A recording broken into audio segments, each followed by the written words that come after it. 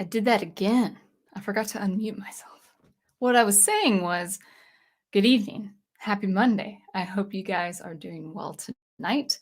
I hope you had a nice Halloween weekend and getting ready for November, getting ready for Thanksgiving, which is one of my favorite months. I just love the feeling of November. I do enjoy October quite a bit, but I do also very much enjoy November. So I'm looking forward to this month.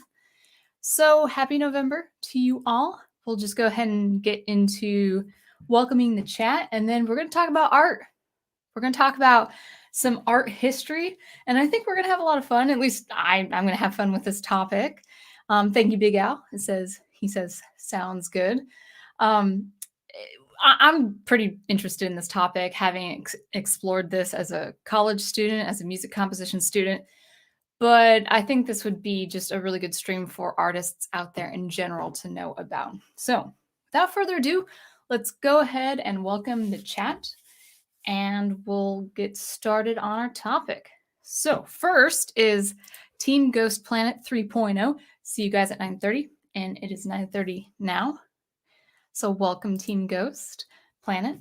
And we've got Professor Geek. I'm looking forward to learning more about this topic. Beautiful. Thank you. It's a beautiful topic, actually. It's not really. But yeah, I know what you meant by that. And Brian Gilmartin, it's been ages since I've seen you live. I hope I'm seeing you live some more tonight, and then also as well as subsequent weeks. But I'm here weekly, so it's back. We're talking about art and popular art and all that good stuff. So good to see you. Good to see you in the chat. And since you're an artist, hopefully you'll find this a rather engaging topic.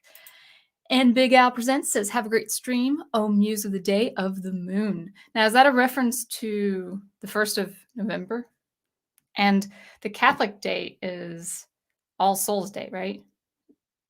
I need my Catholic boyfriend to confirm, because I'm slipping on the actual day of November 1st. And Dr. Y with his great avatar says, the doctor is in. Welcome. And Team Ghost wishing everyone a good greeting, or with a good greeting, I should say. And we've got Zootopia as well. Nice to see you, Zootopia. All Souls Day, yes. Oh, it's tomorrow.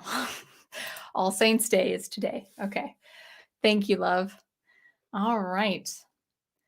And Team Ghost says, we love both Japanese manga and anime. It's a beautiful art form. While we are talking about an art movement, actually taking many forms, a variety of many artists. Of course, we won't cover every one or every signature work tonight. This is just an overview of the Fluxus movement and what really it is, or what it was in its place in history in the late 50s, but primarily getting into the 60s, and really didn't expand beyond the 70s. But yeah, we're going to talk about what the Fluxus movement is.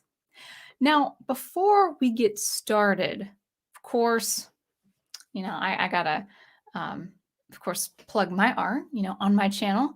I didn't think to do that right away, but we'll just go ahead and do that right now. You can go to my website. There we go.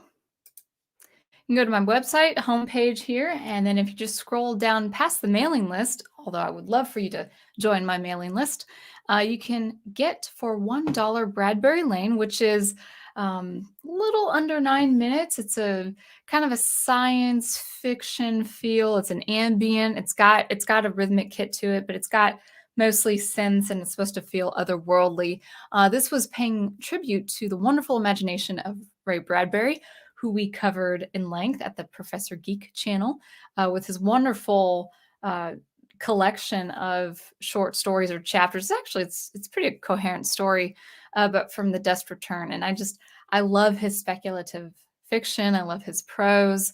I love his ideas. So Bradbury Lane here is just my musical tribute to him. And I will be finished with the releases for the rest of the year. I actually won't be releasing any more for the remainder of this year, but that's only 2 months away. I'm already working on another 4-track album that I'll probably release in January if all goes well. And I'm actually pretty excited about this one. This will be a delightful one. So, but you can go ahead and check out Bradbury Lane, as well as my other music here, Uncharted, which I released last month. That has more of that fantastical cosmic ambience. And then also my albums here and my single tracks, including Bradbury Lane as well. So anyway, that's my music if you want to check that out or share. So there we go. All right. So let's go ahead and get started on our topic, the Fluxus. And originally, I thought this was going to be a lecture where I would just compile a lot of notes and then read to you the notes from research that I was doing. But I came across a website that pretty much has a great overview, great examples, and a great, I would say, a great sense of, I would say it's concise, that the writing is concise. It really lays down the points of the Fluxus movement. So I'm actually going to read off of this website, and then we'll discuss, the philosophies of this movement, Fluxus, my interpretation of it, or maybe not even interpretation, maybe what I would agree or not agree with regarding this artistic thought process. And for you artists out there, if you hear of a philosophy, if there's any of these philosophies or modes of thinking that sound familiar for popular art today, I'm like, oh man, that makes sense for this franchise I'm seeing, or this animator I'm seeing, and all of that. Just feel free to give your examples in the chat. So I guess for an example, if you find maybe there's a franchise you like or that you know of that is really popular, but has some I would say unconventional animation, or animation that's not pleasing, that's not aesthetic, that maybe jarring. Well, that's not a contemporary thing. That's not a 2010s, 2000s, that decade. That's not of the 21st century. This kind of thought process goes back, as I've said before a number of times on my stream, or streams rather. I've said this 100 times. Well, what I say is it's been over 100 years of this kind of artistic thought process that goes against the conventional, that goes against the traditional, that goes against the classical pedagogical, that goes against aesthetics and form and function and structure. So this is one of these movements. The Fluxus movement is, as I've described in this presentation in the description below, is a radical turn of performance practice and art practice. So this is an all-encompassing art movement. This is multimedia or intermedia, as they had coined it back in the day, where it involves all the visual arts. It involves things like literature and printing and publishing and typography, and also includes music especially. In fact, John Cage, the famous American composer of the 20th century, very contemporary in his philosophies and his thinking and his composition practice. He's pretty much one of the forerunners of this such movement. So I'm just going to go ahead and read. And there are about 3 or 4 breaks between the different pages. It's not going to be too long. I don't want to go too long on this stream, but with every page I'll take a break and look at the chat, and we can talk about different things.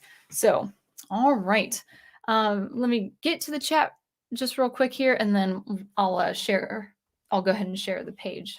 So let me see what the chat is saying.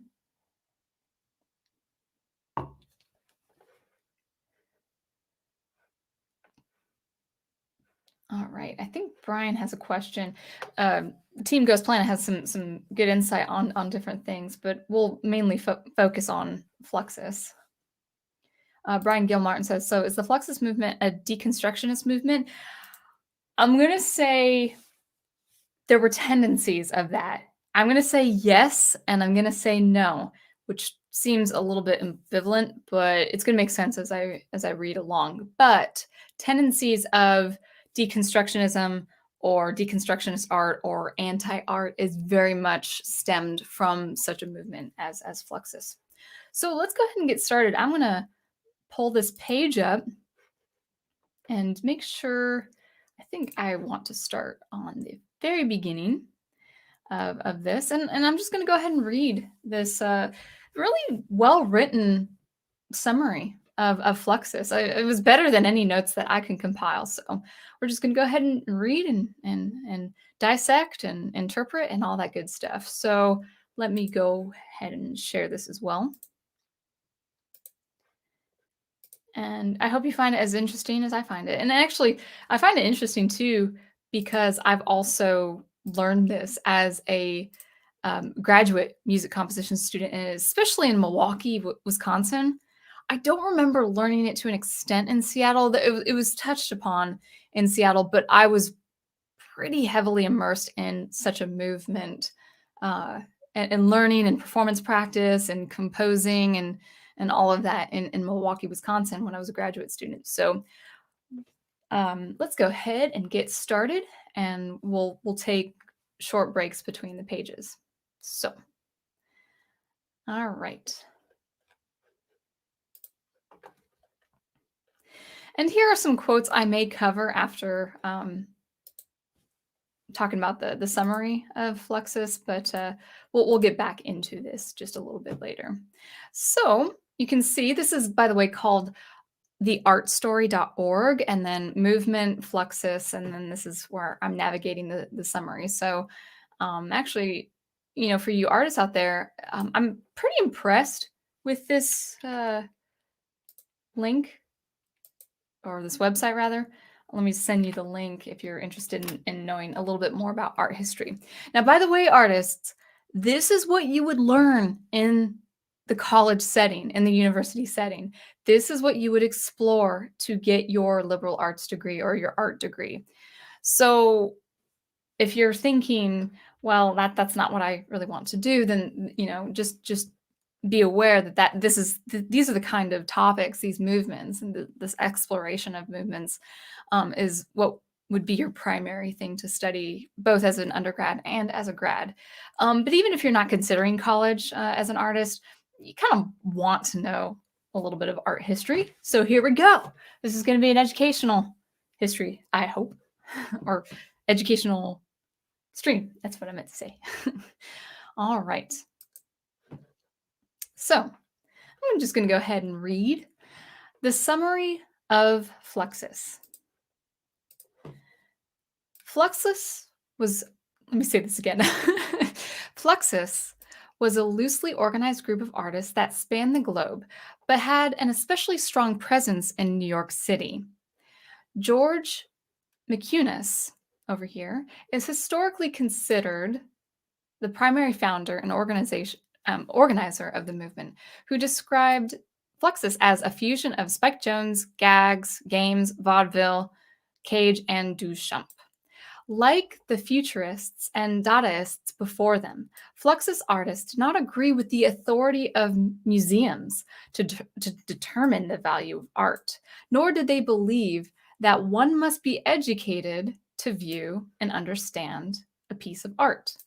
Fluxus not only wanted art to be available to the masses, they also wanted everyone to produce art all the time. It is often difficult to define Fluxus, as many Fluxus artists claim that the act of defining the movement is in fact too limiting and too reductive. And I would say, to their credit, that does make sense. If you are expanding the boundaries, then obviously it's going to be a little bit more fluid in interpretation. Now, let's actually stop right here at this paragraph. And I'm actually not going to highlight the words. I'm having a little bit too much difficulty with this page. But I'm starting relatively in the middle of the paragraph. Fluxus artists did not agree with the authority of musicians. Every time I see the word MU, I think musician. It's not. It's museums. Let me try that again. Fluxus artists didn't agree with the authority of museums to determine the value of art, nor did they believe that one must be educated to view and understand a piece of art.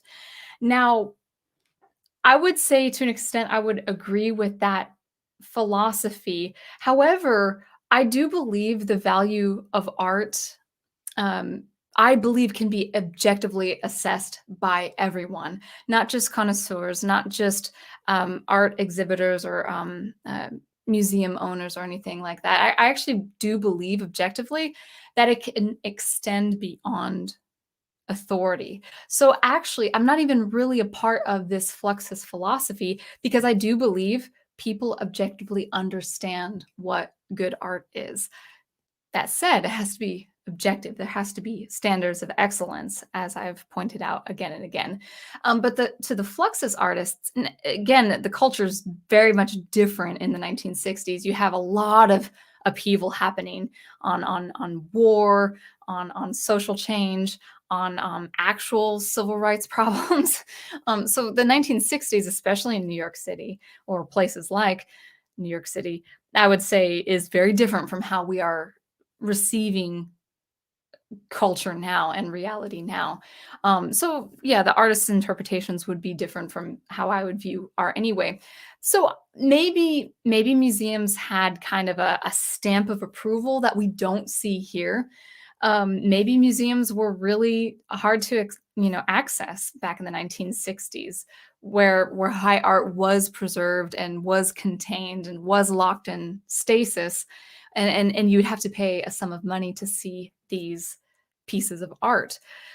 But this philosophy really is unwarranted in today's culture because simply you can go to a museum for free and see fine art everywhere. It is accessible to the masses, and especially with things like video and digital information, you can see fine art all the time. You can see copies of fine art all the time. You can see the original fine art piece all the time for practically nothing. It's no cost to you apart from a drive to your local museum or maybe to the city next to yours. So I would say the authority of museums, that I would say that might be irrelevant now. Could have been different in the 60s.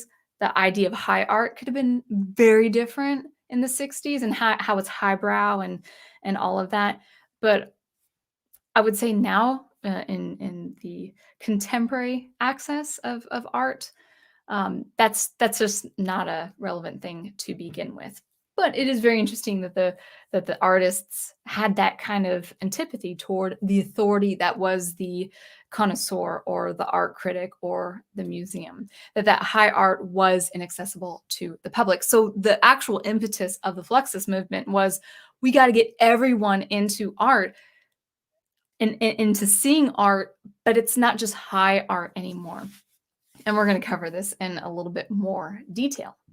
So just as a recap, they did not agree with the authority of the museums to determine the value of art, nor did they believe that one must be educated to view and understand a piece of art. I actually agree with them there. You do not need a higher education to understand what good art is. So we're in agreement there, me and the Fluxus artists. And they wanted art to be available to the masses. And this is the impetus to what they primarily did in the 60s. So let's go ahead and continue. Key ideas and accomplishments of the Fluxus movement. Unlike previous artistic movements, Fluxus sought to change the history of the world, not just the history of art. The persistent goal of most Fluxus artists was to destroy any boundary between art and life.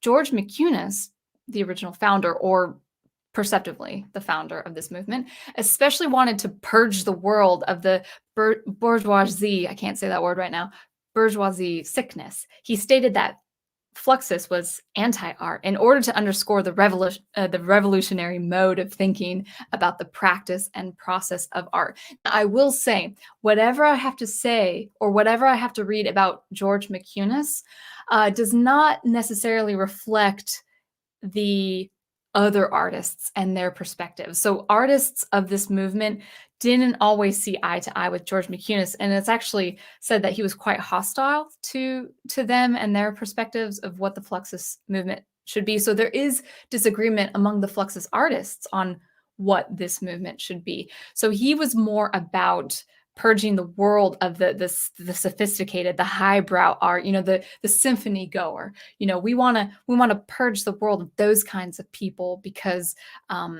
it was actually really a stance against capitalism. It was a stance against, you could argue it was a stance against commercialism or materialism, and I'm sure that was that was probably a spiritual problem of the 1960s, especially after the two world wars and going into and coming out of the Vietnam War. Sure, yeah, you don't want to be so overly materialistic, but he had, it's written that he had this disdain for high art on its own for what it represented, that kind of highbrow, high society. To whereas I say, no, high art stands on its own regardless of the class you're in. So he had a more formidable anti-art approach to this kind of movement where art needed to be mocked, it needed to be destroyed, it needed to be made fun of, it needed to be accessible so the public can have it, so everyone can have it, so everyone can do it. And this kind of leads this is a movement that would lead people thinking, oh, anything can be art, oh, anyone can be an artist. And so I think that's pretty interesting. But for figures like George Mccunes, he actually wanted to change the course of history. He did not like capitalism. He wanted a revolutionary practice through the arts. So using your revolutionary mode through, I would say, your activism through the arts, which we see all the time today. But yeah, he didn't start that per se, but he was really of that mindset. So that's the first thing, as you see indented here with an arrow. The second key idea or accomplishment, a central Fluxus tenet was to dismiss and mock the elitist world of high art, as I had just previously said, and to find any way possible to bring art to the masses, much in keeping with the social climate of the 1960s. Fluxus artists used humor to express their intent, and along with Dada, Fluxus was one of the few art movements to use humor throughout history. Despite their playful attitude, Fluxus artists were serious about their desire to change the balance of power in the art world. Their irreverence for high art had an impact on the perceived authority of the museum to determine what and who constituted art. So that's kind of leading into that previous point I made, where the point of Fluxus, George Mccunes, yes, but also the other artists as well. And I had seen this in my studies, in my graduate studies, where the point was to, with kind of this playful sense of humor, you were to mock the symphony orchestra, for instance, in the way of music. You were to mock the concert hall. You were to mock going to the art museum or an art exhibition. You were to mock black tie events. You were to mock the highbrow, high society, and bring the art world to the public and bring the art world to the real life experience. We're going to get to that in a little bit. Now, reading this website and then also reading a couple other sources, sense of humor was emphasized time and time again. And I'm just going to say this rather cynically. Yeah, sure, you can poke fun and make fun of art per se, and kind of use that anti-art method. But I would say that can also come from a sadistic spirit.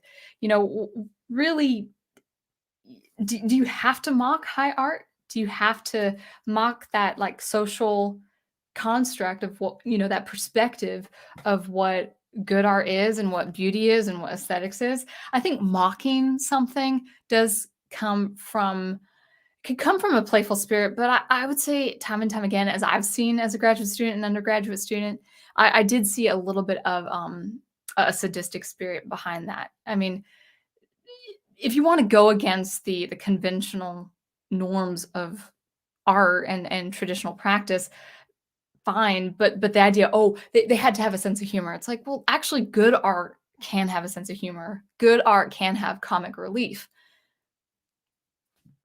Opera, for instance, not even just opera buffa, not just comic opera, but opera with more serious tones and stories and poems and stuff like that. There can be comedy in really good art and fine art as well. So I found it to be um I just found it to be a little off that sense of humor had to be a trait emphasized again and again among these sources. To that I say it's like, why do you even have to tell me it has to be with a sense of humor? Why do you have to tell me it needs to be comedic? Because that's kind of like saying like a comedian tells you he's funny during his performance. No, the comedian's going to be funny because he's a comedian. It's as simple as that. So this constant emphasis of, oh, we're playfully mocking art. We're doing it as a sense of humor. I actually saw examples of this time and time again in Milwaukee, and I didn't laugh. I heard other people laugh, but I was like, okay, maybe I don't get the humor, but you don't have to tell me it has a sense of humor. You don't have to tell me that you're playfully mocking, because I also saw a lot of in my experience, I also saw a lot of prejudice as well, against the more sophisticated high society as well. So that's just a sidebar. All right. And again, in the middle of this paragraph, it says Fluxus artists were serious about their desire to change the balance of power in the art world. And it always comes to that, doesn't it? To change the balance of power. So they were playful, but I think they were also, I'm not saying all of them. I'm not, painting all of them with one broad stroke, but you wonder how playful some of those examples could have been. All right, and then the third point is Fluxus art involved the viewer, relying on the element of chance to shape the ultimate outcome of the piece. The use of chance was also employed by Dada, artist also by the name of Marcel Duchamp, and other performance art of the time, such as happenings. And we'll cover happenings if there's enough to talk about on another stream. Fluxus artists were most heavily influenced by the ideas of John Cage, American composer, who believed that one should embark on a piece without having the conception of an eventual end. It was the process of creating that was important, not the finished product. That is key for Fluxus. It was always about the moment. It was always about creating on the spot.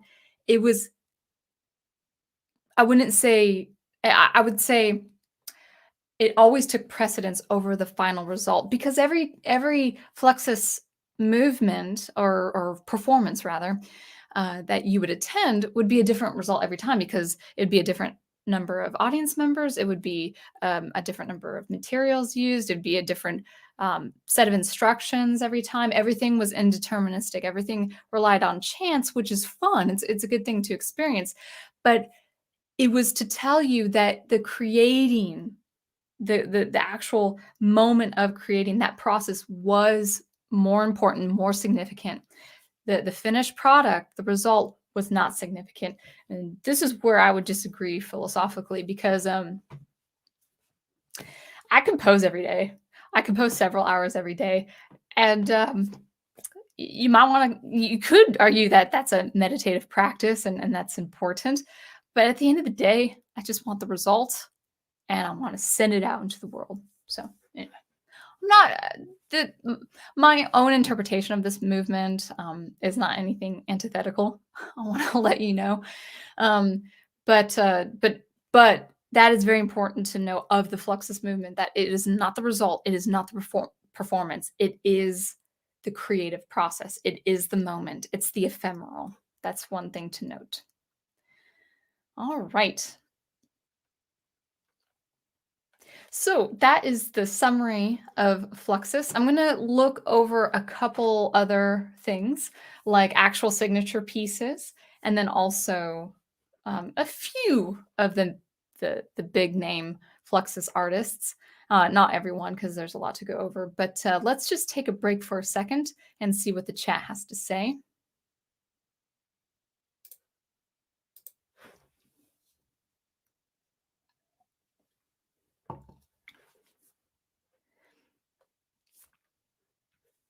Okay, so Brian, yes, the name Fluxus makes me think of the term in the state of flux. I mean, not quite. Fluxus actually was a name decided by George Mccunes in the. I think he proposed this to a magazine he wanted to get out for his artistic movement, if I have that correct.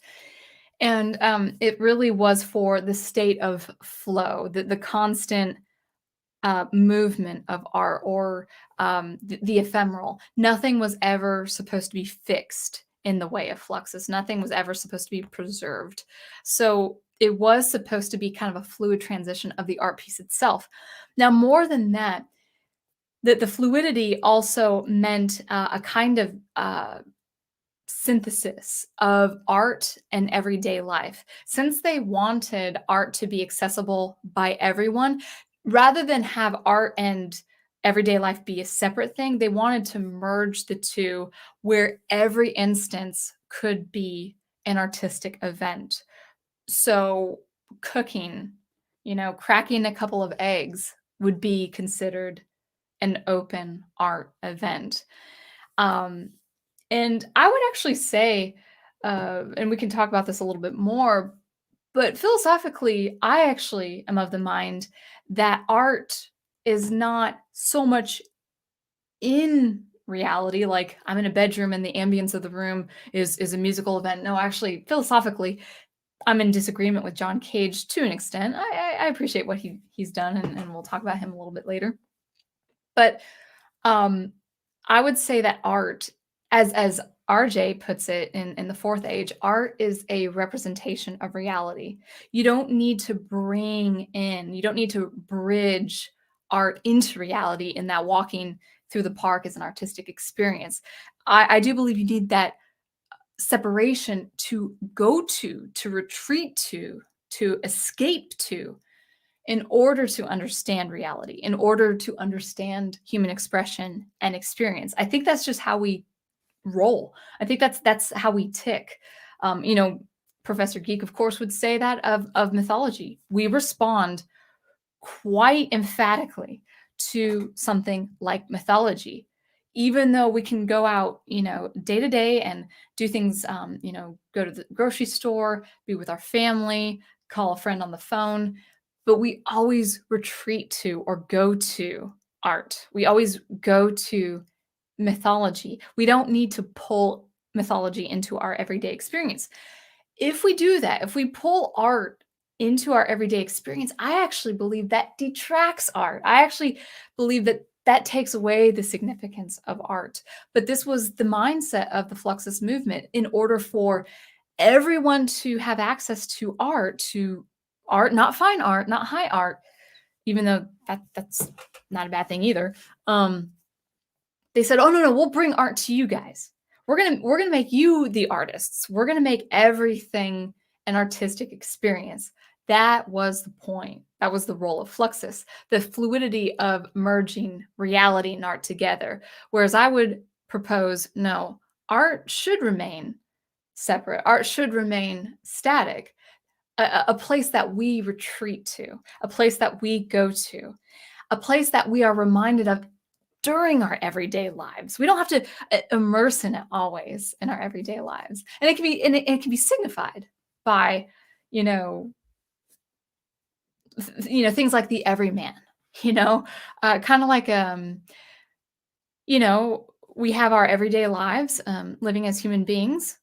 And we also have an archetype for our everyday lives called the everyman, kind of like Harry Potter is the everyman, the kid who is whisked off to this magical world, but he has just this kind of commonplace life experience, at least up until he's 12 or something. Can't remember. And so we respond to that. We respond to the everyman. We respond to the rogue character because we see different things like that in our everyday lives, but it doesn't have to be immersed in our everyday. I don't. Well, I guess Professor Geek can be my Han Solo, but I don't need a rogue, or I don't need to witness or experience the rogue character. I don't need to witness or experience a Darth Vader character in my everyday. Now I'm using popular art examples, but I'm just saying that there's a very much an importance and significance to keeping the art and reality separate. They have inherent connected meaning, but they don't actually need to be bridged as if two dimensions are bridged into an actual everyday experience, if that makes sense. So, as a recap, the Fluxus artists, they wanted everything to be an artistic experience. So right now, if I just sat quietly for 4 seconds, I heard 4 seconds of some room ambience. But it's ambience, it's room ambience. It's actually nice and quiet, actually, over where I am. But at the same time, I don't need to be mindful of that. It's kind of like blinking. You don't think about blinking. So let's continue with the chat, and then maybe talk about some signature pieces of these artists.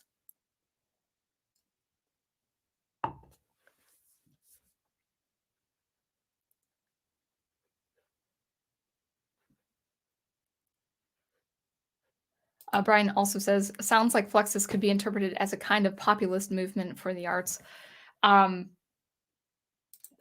Populist in the way of the common man.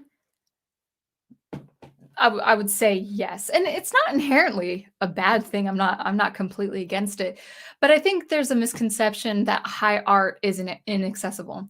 And this kind of goes into the topic where high art, because high art is inaccessible to the public, therefore we need to reduce art so everyone can access it. That's a weird trajectory. That's a weird causation if you think about it. It's like, well, high art is only for the sophisticated and the rich and the elite.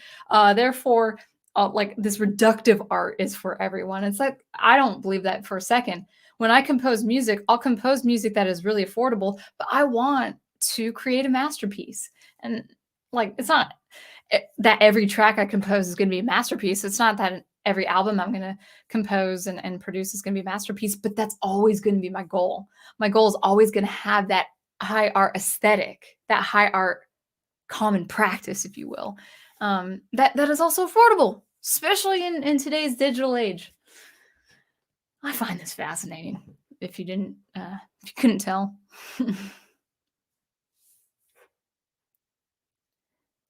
Oh, Gigawatt is here. Welcome, Gigawatt. And Brian Gilmartin, you got to come to my live streams. You're making good points here. This George Mccunes seems like the ideological granddaddy of today's ideologues in art. I would say so. You could see where some of these ideas that we see in popular art today, you can see where they come from. There's a stem. There definitely is a link. Professor Geek says, so as a result, accessible means no skill required. And that's kind of exactly right, because these artists are actually quite capable. They are capable, but for the audience participation or the public participation, no skill is required for this to be an artistic experience. What does Gigawatt say? I don't think I would want mythology in everyday life either. A lot of messed up stuff happened in mythologies. Right, yeah. And again, I use the popular art as an example, but we have those symbols that are mentally tangible.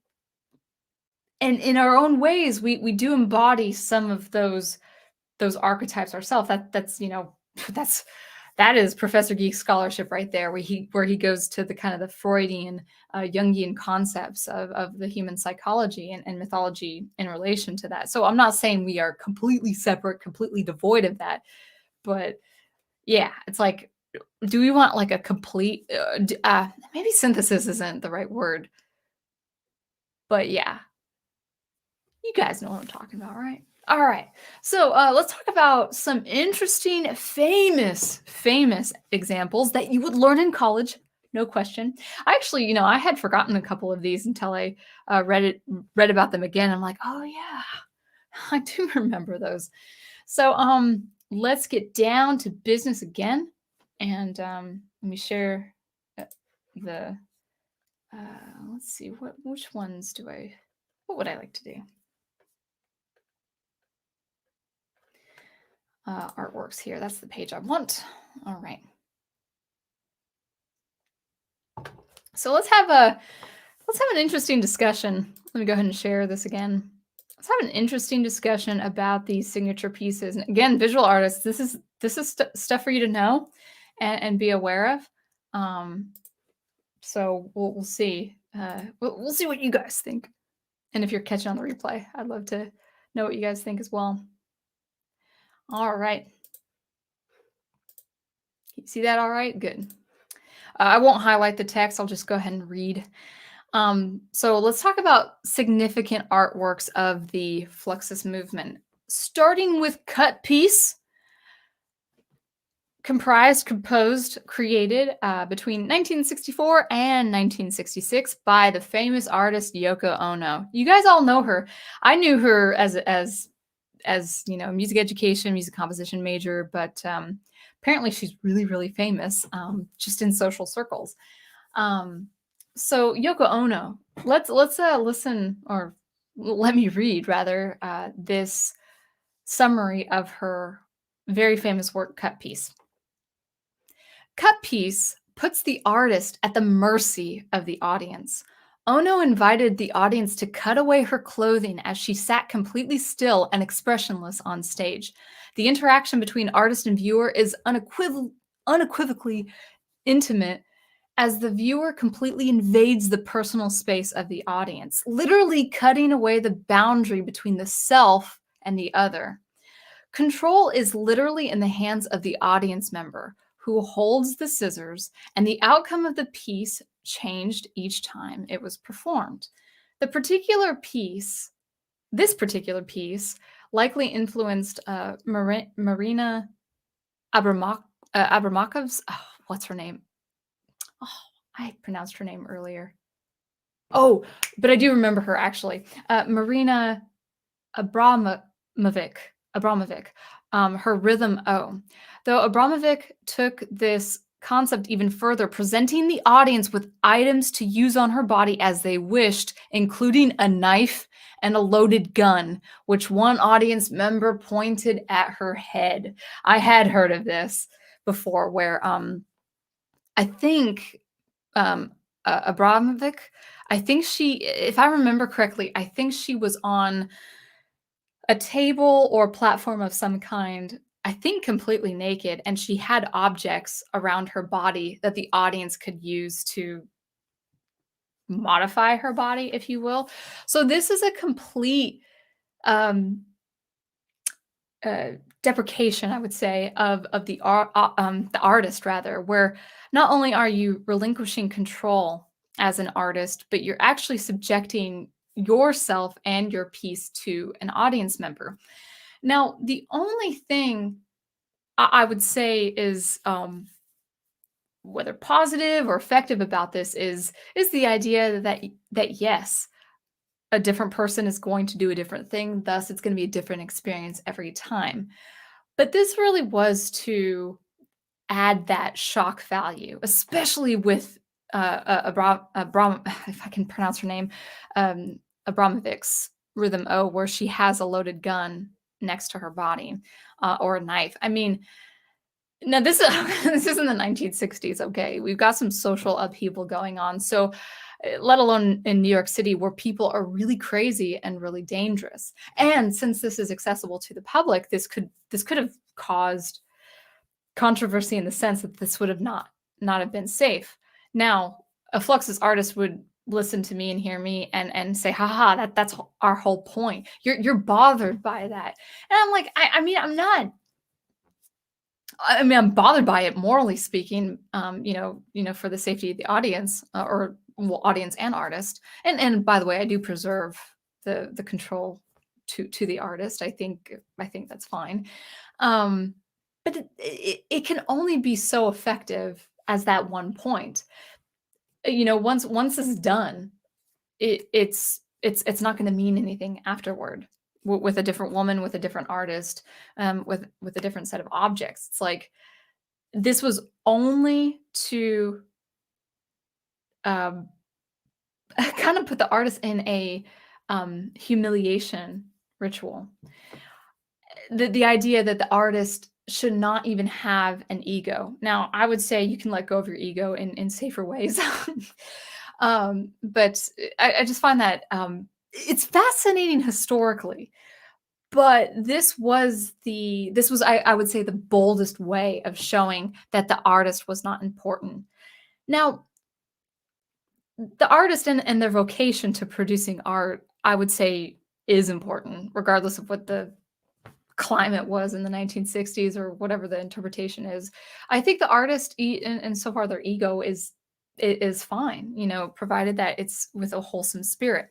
The idea of saying that the artist is meaningless, that your work is just going to be rendered as someone just on a whim, doing something, I would say is would be something I would philosophically disagree with. Now, as far as the boldness of cutting a woman's clothing off her skin in front of public, and then this knife and loaded gun thing, well, morally, I'm against that. So, interesting historically, fascinating historically, but it can only be done once. And if it can only be done once to prove a point, to prove a statement, then the impact just does not go beyond that moment. Again, we're talking about the ephemeral. So if that's what they wanted, that's what they got. It is the ephemeral. But the deprecation of the artist, I would say, is not my way of bringing art to the public, bringing art, giving that accessibility to the masses. So interesting. It's historically very interesting, Yoko Ono, and Abramovic. Very, very fascinating stuff. So that is a Yoko Ono's cut piece. All right, next in line is called Optimistic Box Number 3. So much the better. If you can't play chess, you won't imitate Marcel Duchamp. This was made in 1969 by the artist Robert Filliou, I think is how you pronounce his name. Optimistic Box Number 3 is an actual fold-up chest set similar to Dada ready-mades, but in this instance, the viewer is invited to interact with the artwork.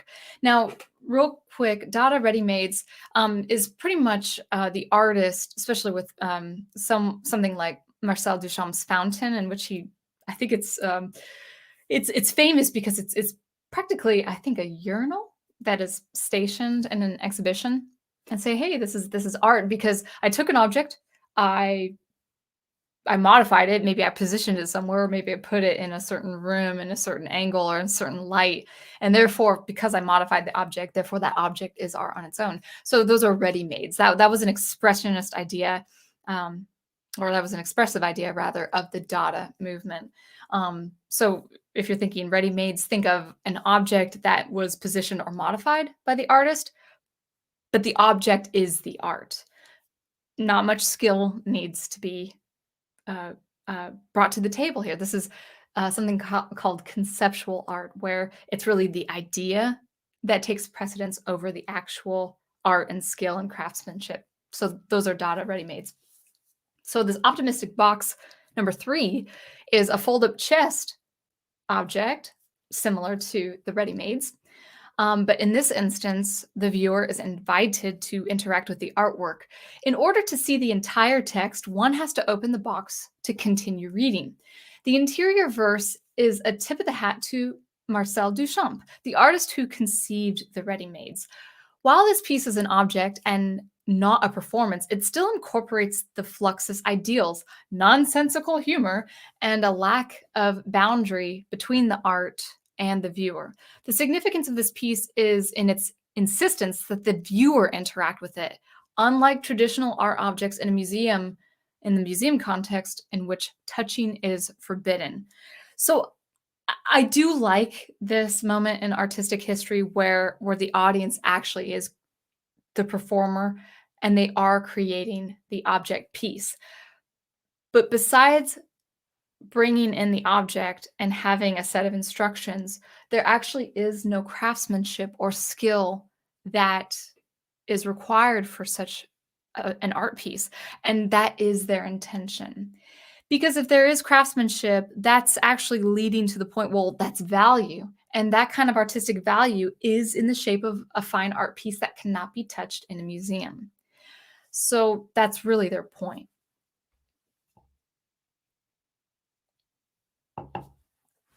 Now, let's move on down. I think there are about 5 or so of these. The next on the list is called Total Art Matchbox, which was made in 1966 by the artist named Ben Vautier, I think, or Vautier. Now, listen to this. Brian Gilmartin, if you're talking about Deconstructionist, here you go. The piece is a box of matches with directions printed on the cover stating, use these matches to destroy all art, museum, art libraries, ready-mades, pop art, and as I, Ben, sign everything, work of art. Burn anything. Keep last match for this match. You know, I would say that that's the idea of keep the last match for the next performance.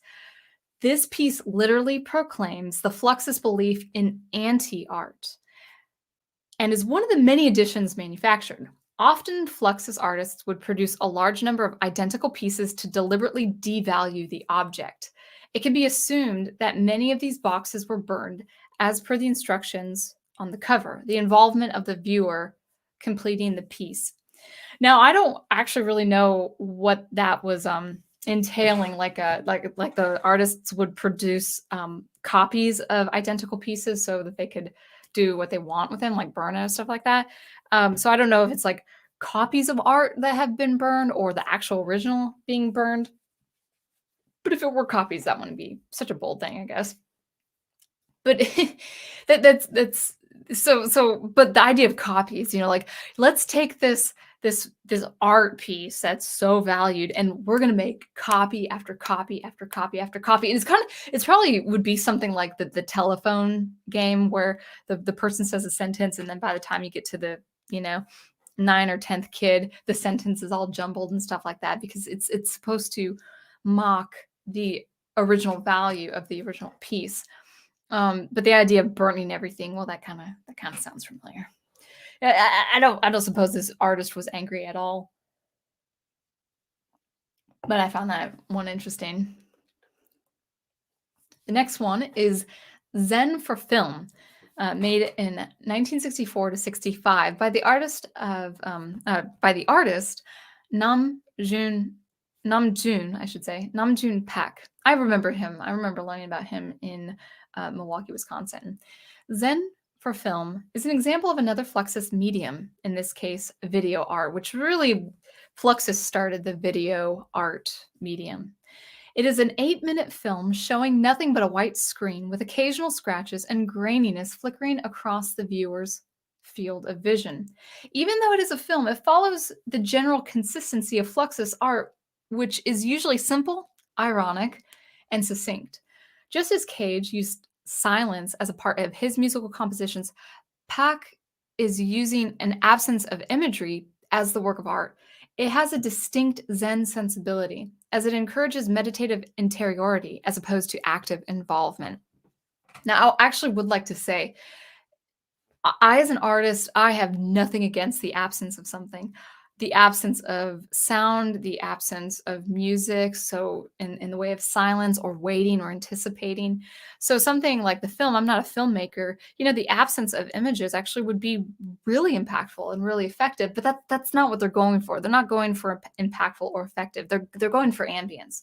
They're going for kind of this meditative state of the interior, the introspective. So you're subjecting yourself to a white screen of 8 minutes in length, and maybe here or there you'll see some grainy images on the film, but there's no more significance because it's the external. You're meant to focus on the internal, and that was a very, I would say, primary method for composing for John Cage. So again, John Cage taught me to value silence and the absence of sound very much so, and I appreciate his influence there. But I do it in the context of being impactful and effective in the way of music. A lot of eclectic electronic music that is very popular. Well, I wouldn't say very popular by the masses, but the artists I listen to, they make a living off of their music. And I hear very effective ways of using silence, very effective ways of using delay and reverb without the sound source. So there's something to be had for this art piece then for film, but they're going not for effectiveness, they're going for introspection. Again, not entirely a bad thing, but too many art pieces in that way actually renders it predictable. And if that's what they want, that's what they want. But that's my take on that as well. All right. I'm not really comfortable talking about this next one, but I think this is important. And this is a little crude, so I want to be as polite in talking about this next art piece. So I would say again, no crude comments, guys. This is really just an assessment of what we're talking about here. So just kind of keep your language clean. I trust you guys. You know the drill. But this piece by Benjamin Patterson is called Licking Piece, made in 1964. The sly directions for Patterson's licking piece state, quote, cover shapely female with whipped cream, lick, topping of chopped nuts and cherries is optional. As in Ono's cut piece, again, the boundary between viewer and artwork is removed. Here, the frisson of sexual tension is made nearly grotesquely apparent, the act of licking, the specifics that is to be a shapely female. It is not the artist who is made vulnerable. It is his shapely female. He puts it in a fairly uncomfortable position. This piece was performed on several occasions, touching on the subjects of the erotic, objectification, and misogyny. Now, I just want to put this out there. Okay, first of all, I actually think, I'm going to say this with speculation, but I would say, given it being the 1960s and what people were doing, and it is, a time of war and decadence and all that, and I'm not saying that's not the case now, but this to me sounds more, not so much topical, but like the fulfillment of someone's actual fetish, or the fulfillment of audience goers and all that. So I want to say that very carefully because I do want to keep it a clean stream. But this last sentence here, the piece was performed on several occasions, touching on the subjects of the erotic, objectification, and misogyny. I would say there's nothing more ineffective, or I would even say counterintuitive, to discuss the problems of eroticism and misogyny and objectification than actually doing the act itself. That's just my 2 cents there. So again, it's the shock value. It's to get people really uncomfortable doing a very uncomfortable thing. And that was a common trope, dare I say, in the 1960s. I would say the addition of shock and the grotesque. Well, actually, the grotesque is centuries old. But the action and the addition of shock is well over 100 years old. Even before World War I. But definitely getting into the reaction of being in a world war. So I would just say, if you guys think, well, why are they, if you're seeing in your favorite stories or franchises and the mistreatment of your favorite franchises, saying, oh, they just did this for shock value. It's like, this was the mindset of these, some, not all, but someone like Benjamin Patterson, where it's like, no, we need to shock you. Actually, uh, Namjoon Pak, actually, with some of his film was to get you on edge too, with some of his pieces. All right, let's go to something a little bit more positive here. All right, Make a Salad, 1962. Artist is Allison Knowles. In Make a Salad, the participants are instructed to make a salad.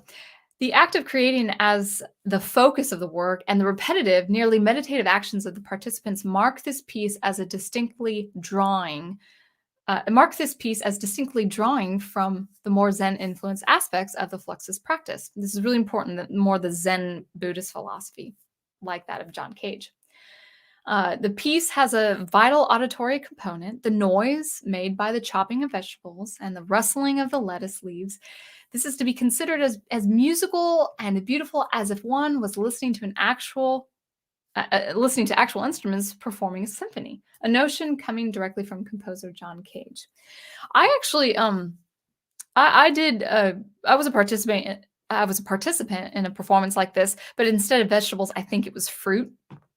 I think a student composer was inspired by this idea, and there was this massive table of all sorts of fruits that we would chop, and it got really messy and juicy, and that was part of the visual graphic score and stuff like that. So I remember partaking in a piece like this. Now, this is pretty interesting, going back to that meditative component, like the act of chopping something. So, I mean, picture yourself cooking in a kitchen, you chopping something. The Fluxus artist would have you interpret that as musical and as artistic as going to view a symphony. Very interesting.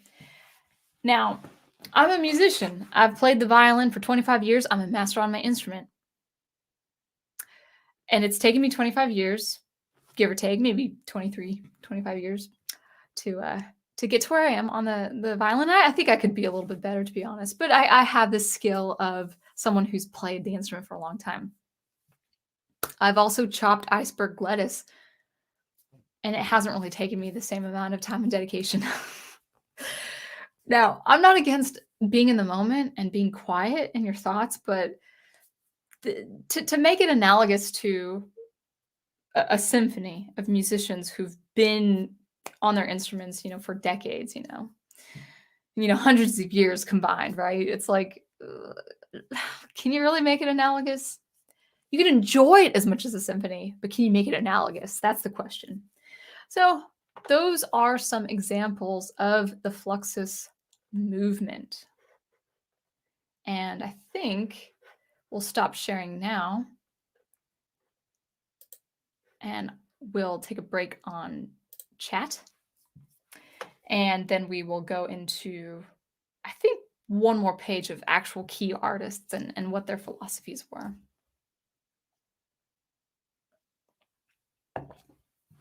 So hopefully you artists are enjoying this.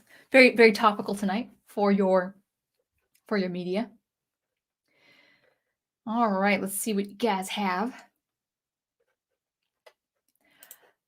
Brian Gilmartin says, the only reason I didn't come around more often is because my work hours are 6 a.m. to 2:30 p.m., which doesn't leave me a lot of time for night stuff, sadly. Yeah, I understand. And actually, I think beginning next week, I'll have my streams at 9, because I actually don't teach Mondays. So I prepare for these talks, and then I'm kind of sort of waiting for half an hour.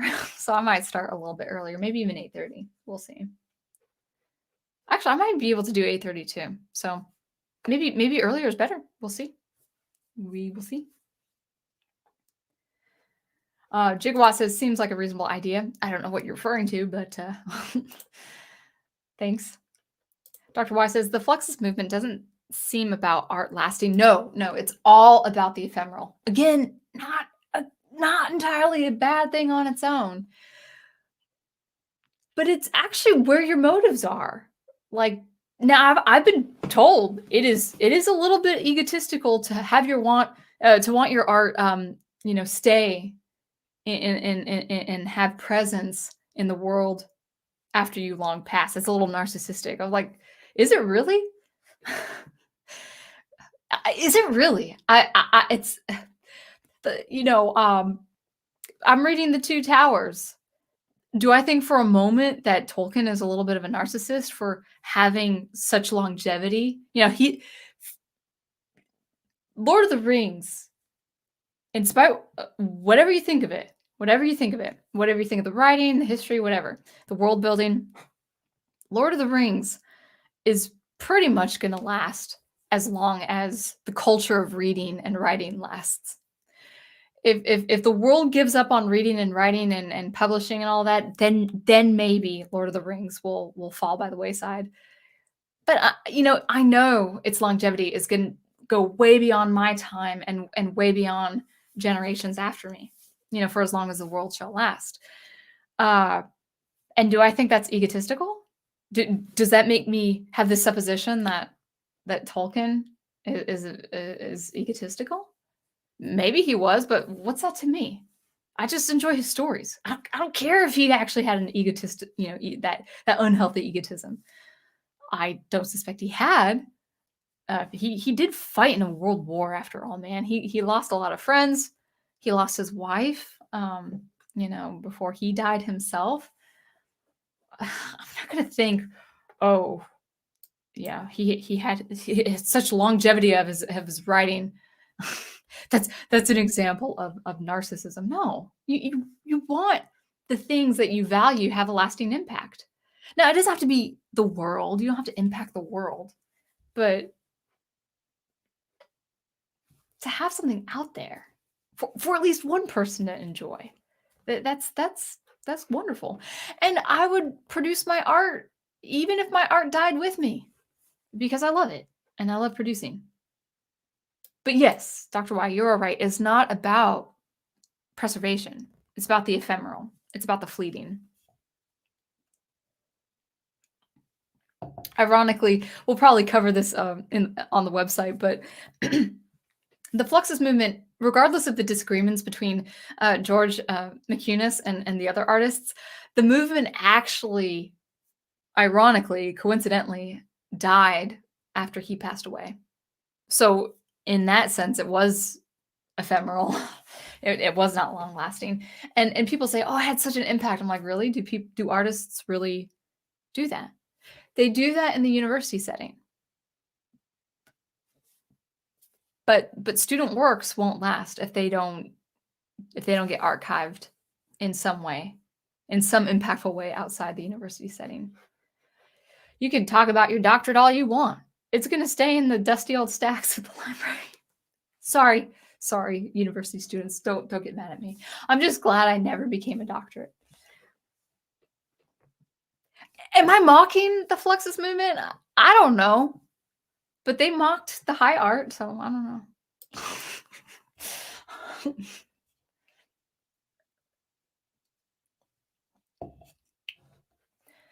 Dr. Y says, the Fluxus movement seems like it's, this is a second thought. Okay. The Fluxus movement seemed like it's not about art lasting. It's just emotions and reactions. It's very reactionary. Now, I think they had a very well-meaning goal in having it accessible to the public, but at the cost of reducing the art. They didn't want the high art. They didn't want to bring the high art to the public. If in the 1960s it was inaccessible because of expenses, then that's a cultural problem. But in 2021, you can go to a museum for free. You just drive to this next city that has a fine art museum. There weren't any art museums in central Arkansas, but there was one in Bentonville, which was 4 hours away from Arkansas, and I never went. I do regret that. The time I was in Arkansas, I never went to Bentonville because there's a acclaimed art museum over there.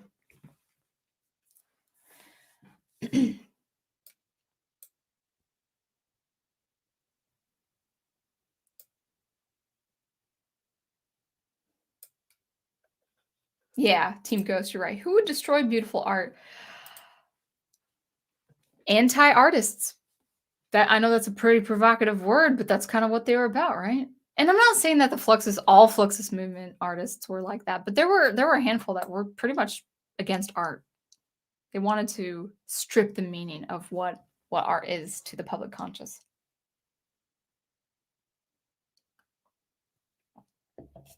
Oh yeah. Okay, so Jigawa says, cut piece, give random people objects that can harm me. Seems like a reasonable idea. Actually, that cut piece was Yoko Ono having a pair of scissors for the audience member to cut off her clothing while she just sat there. What was it called? Rhythm O, I think is her Abramovich's piece. Yeah. So part of that shock value is you're going into an art museum and an exhibit and you're seeing a naked woman. That's not objectification, is it? No, it's not. No. Because we want to shock you with giving you sharp objects and a loaded gun.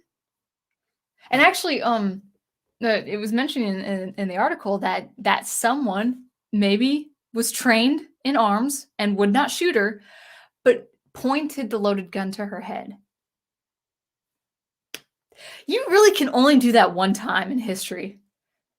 You can't repeat that. And I'm not even saying that morally speaking. I'm saying that you can't have that same effect.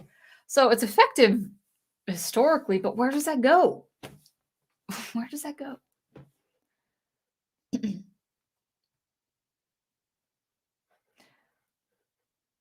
And Cedros is here. Hello, nice to see you. Whoa. Jigwa says, Zen for film. How can we push the viewer's patience?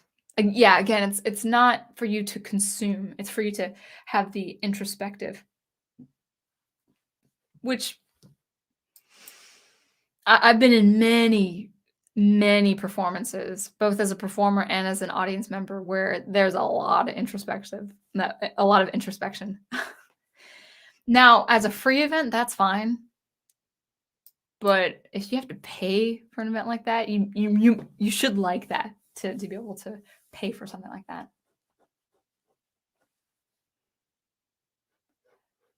Dr. Y says, listens to Pattern's work in the mortal words of Yako Warner. Wow, good night, everybody.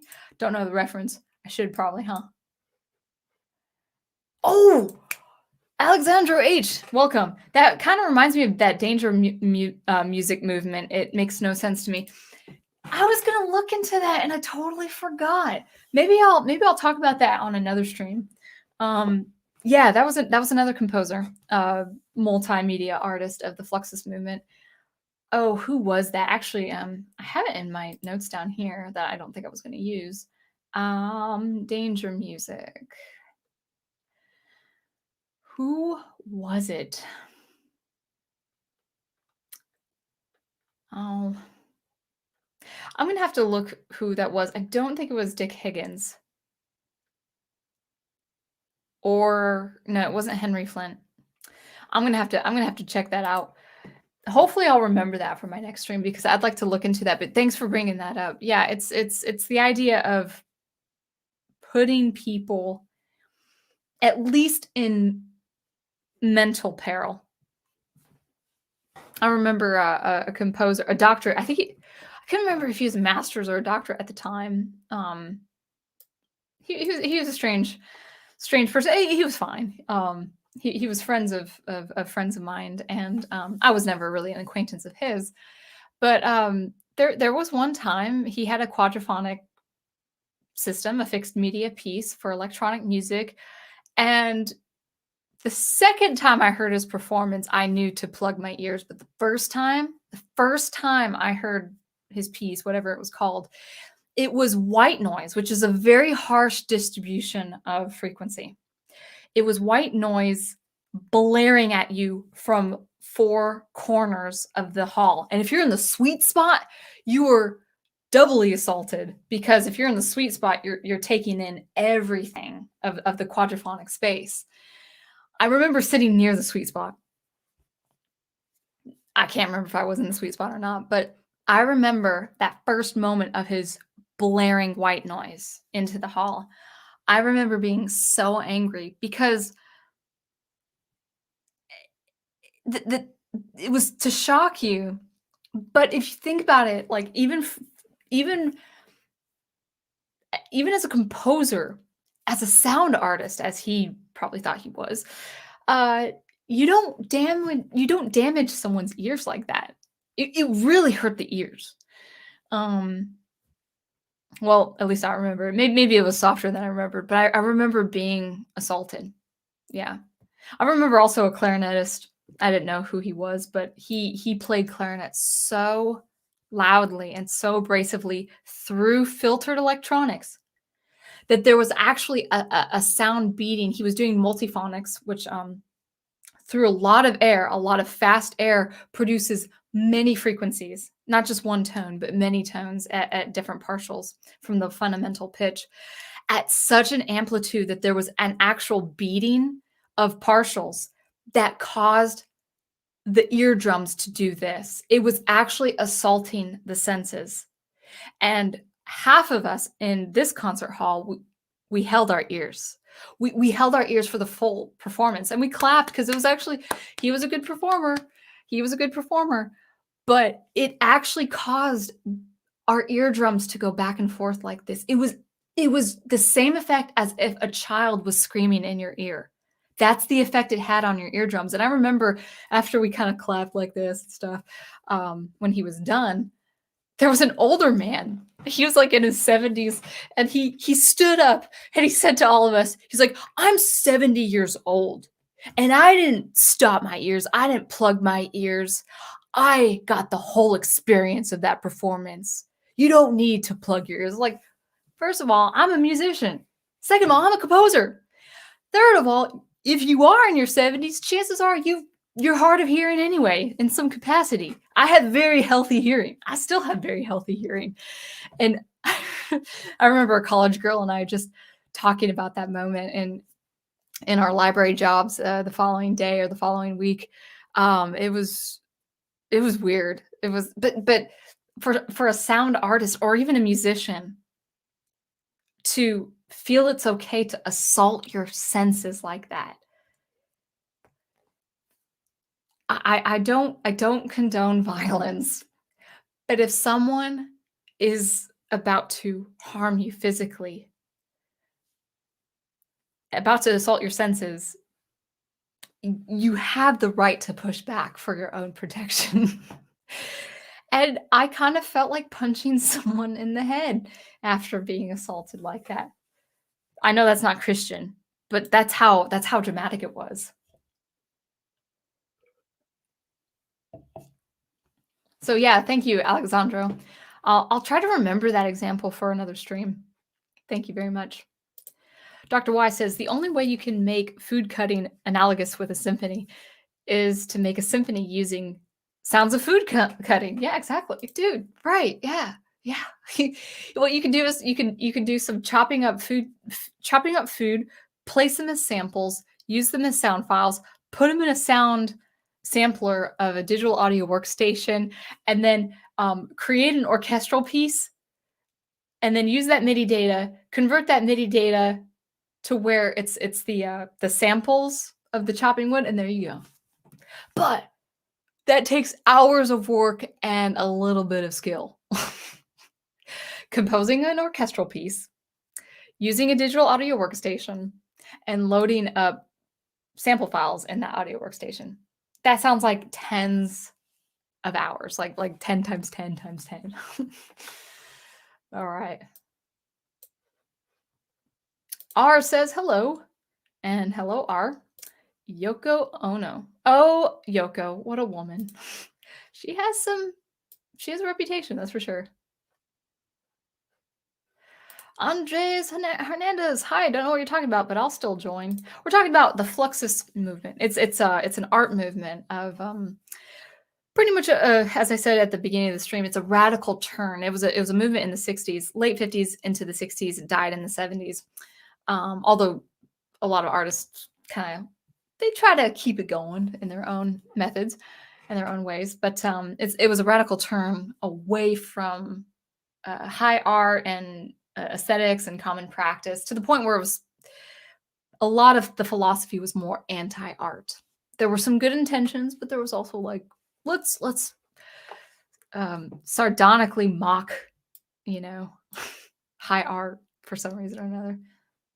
So I'm, in a kind of a way, I'm mocking them just a little bit. I know that's mean. I shouldn't. I don't think ill of them. Alexandra says, it's kind of messed up to damage a composer's musician's ears for sake of shock. That's their livelihood. Thank you.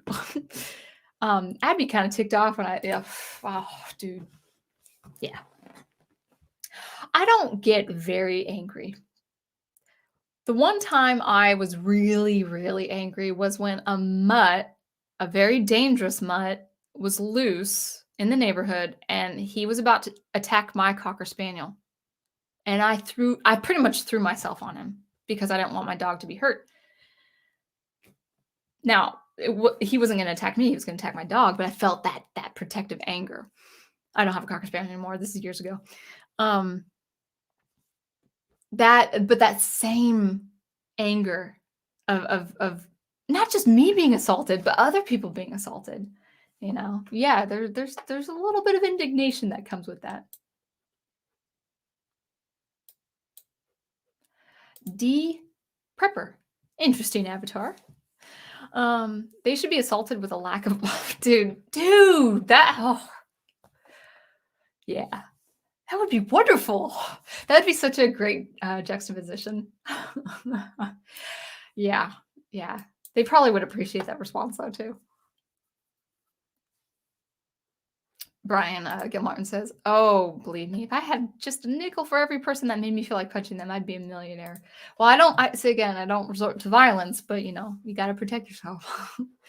All right. So before we wrap it up with some more chat, we'll do one more page. So I'm just going to talk about, I think, maybe three or four key artists that I had heard of, that I learned of as a music composition student. And then we'll get back into chat. So let me find that page. Let's see. History and concepts. Yeah, there we go. Let me go ahead and share that.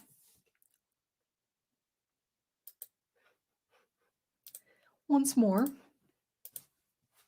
All right, you guys see that? Yeah, there you go. So I'm going to go ahead and you can see in the right-hand margin the key artists. George Mccunes, man, I kind of want to look at him. I think he's pretty important. Yoko Ono, we've got a general impression of her. I just feel this is pretty important. So if you guys would indulge me, I'm going to just keep rolling with this, and then I'll get back to chat. So I'll do maybe three or four key artists. George Mccunes, Lithuanian American curator, performance artist, graphic designer, and musician was he. Born in 1931 and died in 1978, Boston, Massachusetts. And this is, his passing was really the beginning of the end for this Fluxus movement. Let's see if he has some interesting quotes before I read his summary. Fluxus is anti-professional. Fluxus should become a way of life, not a profession. Again, bringing the art to the everyday experience. So for making a pot of coffee is an artistic experience.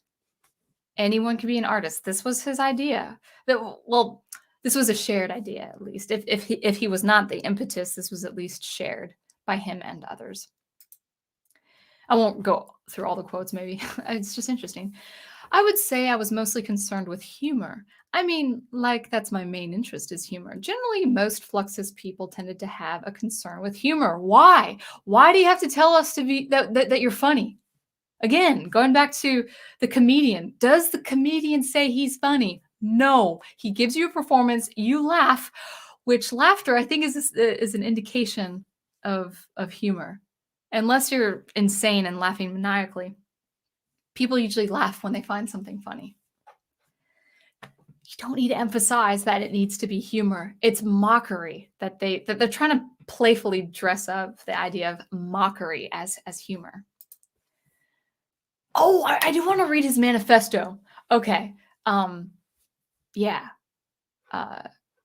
Promote a revolutionary flood and tide in art. Promote living art. Anti-art. Promote non-art reality to be fully grasped by all peoples, not only critics and professionals. Purge the world of the bourgeois sickness. Okay, I think I'll stop with these quotes. Maybe before I forget, let me go ahead and read his manifesto, but we'll finish these quotes. Fluxus people must obtain their art experience from everyday experiences, eating, working, etc. Fluxus is definitely against the art object as a non-functional commodity to be sold and to make a livelihood for the artist. What's wrong?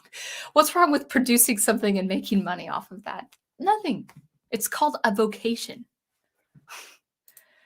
Eventually, we would destroy the authorship of pieces and make them totally anonymous, thus eliminating the artist's ego. The author would be Fluxus. Yeah, so this quote's pretty important. We'll read a little bit into this. It was all about removing the ego from the artist, so your work actually wouldn't be signed by you. It would be signed by a Fluxus artist. Yeah, I've said this in a fixed video. I've said this on my streams before, but you're already forfeiting some of your ego by releasing a piece of art anyway. When you release a piece of art, and in my case with music, when I release a piece of music, I can think the world of it, but once it goes out into the world, it's there to be had, experienced, or not experienced at all. It's there to be popular, or it's there not to be popular at all. That is in and of itself a forfeit of my ego, because I'm in that way separated from my art, because someone's interpretation or reception or lack thereof is happening and I can't control it. That already is a forfeit of ego. So, George, that wasn't necessary. And his last quote, Fluxus concerts, publications, etc.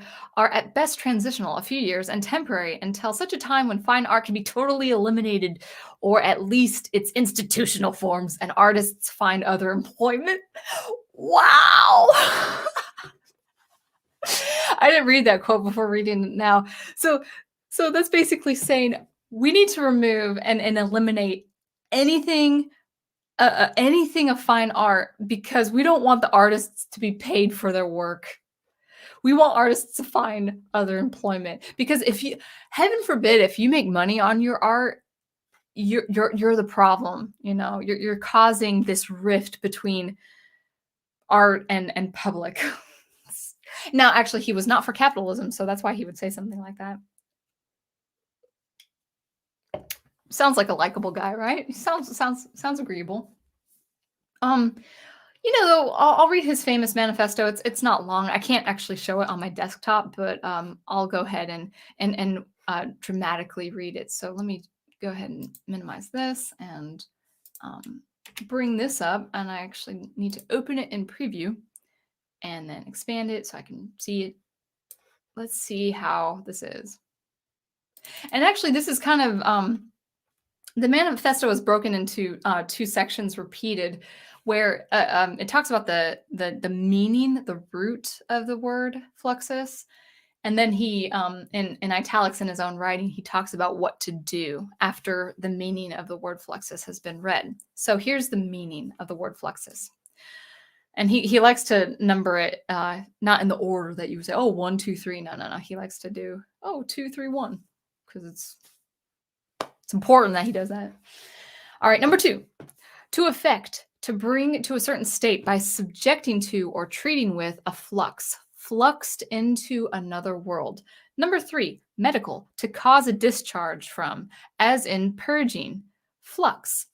Latin fluxus, French fleur, fluxum, to flow, see fluent or flush. Medical, a flowing or fluid discharge from the bowels or other part, especially an excessive and morbid discharge, as you might have to, because I have to read it as the technical definition, the bloody flux or dysentery. And B, the matter thus discharged. So the idea of just purging and removing any of the unwanted stuff. So this is what he has to say to this definition. Purge the world of the bourgeois sickness, intellectual, professional, and commercialized culture. Purge the world of dead art, imitation, artificial art, abstract art, illusionistic art, mathematical art. Purge the world of Europeanism. That's the first definition interpretation. I think there are 3 of these. Yeah, 3 of these. So I'm on the second one. Number 2, act of flowing, a continuous moving on or passing by, as of a flowing stream, a continuous succession of changes. Number 3, a stream, copious flow, flood, outflow. Number 4, the setting in of the tide toward the shore. Number 5, state of being liquid through heat, fusion. This is his interpretation. Promote a revolutionary flood and tide in art. Promote living art, anti-art. Promote non-art reality to be fully grasped by all peoples, not only critics and professionals. And dilettantes, I think is how you pronounce it's a word for amateur. And he crosses out the word fully, to be fully grasped. And then the word fully, to be fully grasped by the peoples, and the word fully is crossed out for reasons. All right, last one. Number 7, chemical and metal. A, any substance or mixture used to promote fusion, especially the fusion of metals or minerals. Common metallurgical fluxes are silica and silicates, acidic, lime and limestone, basic, and fluorite, neutral. B, any substance applied to surfaces to be joined by soldering or welding just prior to and during the operation to clean and free them from oxide, thus promoting their union. What he says, fuse the cadres of the cadres of the cultural, social, and political revolutionaries into a united front and action. Yeah, so that's his manifesto. Did you guys enjoy that? I feel like that's enough. I feel like we don't even need to read his summary. All right. So let's just go ahead, because he's a pretty important figure in this whole movement. Just to recapitulate what this movement is about. Summary of George Mccunes. George Mccunes was a figurehead, organizer, galvanizing force, more than an artist in the conventional sense. However, he also helped to bring about a radical shift in our perceptions of what art was and could be, which meant that the activities he undertook came to be viewed as inherently artistic in and of themselves. I kind of beg to differ on that. I think people, by and large, around the world, regardless of your culture and language, have a universal perspective of what art is. And I don't think he had the impact he wanted. He has in the contemporary university setting. Not denying that. But outside the academics, I don't think so. But however, I will say, guys, the academics like Rian Johnson, because he's a film student, that's why you got The Last Jedi. Because Rian Johnson is from people like this. All right, where was I? In the middle of the paragraph, the primary polemicist, in-house critic and curator of the Fluxus movement, Mcunis surpassed his Dada influences by proselytizing for a form of art entirely integrated with everyday life, bringing art again to the everyday experience, like making a cup of coffee, such that the boundaries between the two could not be fixed. He also helped to devise many of the media and the means of production, from the modern artists co-op to the idea of the happening, which I'll probably talk about later, which meant that the mode of creativity, which made that mode of creativity possible. In this sense, his influence on the contemporary art world cannot be overstressed. It is evident in the work of many of the commercial behemoths of contemporary art, and advertising, that kind of philosophy. Oh, by the way, my thumbnail, that's him. That's a portrait of his. All right. I'll go through this pretty quickly. Thanks, guys, for holding out. I hope you find this interesting, and then I'll cover a few other artists, and then we'll go back into chat. George Mccunes was the driving force behind the Fluxus movement. This is important, a fact for which he is not always credited, partly because of the movement's very emphasis on the collective creativity and the erasure of individual authorship. So that's why there was a disagreement between him and other artists. I'll read the second indentation. Mcunes was one of the first modern artists not to leave behind a physical body of work as his primary achievement. Rather consisted of the collectives and the spaces he set up. So like the venues he set up for these kinds of events, he set up and managed the events and actions which he curated. At the same time, at that time, his activities might have seemed those of an impresario or a patron rather than artist, possibly. He's a curator. I don't know. But with hindsight, we can see that his career enacted the disintegration of the art object and also artist and viewer, the painting or the sculpture as the primary product of the artistic endeavor which marked his era. And also, let's see, one of Mcunes' most striking inventions was the Flux Kit, a box or case containing anonymous works by a range of Fluxus artists sold through a mailing list and shippable anywhere to the world. Wait, who's making the money? Where did that money go? Oh, I'm sure it was a nonprofit. They needed the supplies. In creating these three-dimensional magazines, as he called them, Mcunes was a part of the melding of fine art and advertising, which defined the development of postmodernism from the 1960s onwards. This stood in conflict with the simultaneously radical political agenda and collectivism of Fluxus. It was a collectivist movement, but the marketing of art objects as household items was, for better or worse, an exemplary of this era. I feel like that's a contradiction, but there you go. That is George Mccunes. Any artist, you got to know about him. Got to know about him. All right, let's go to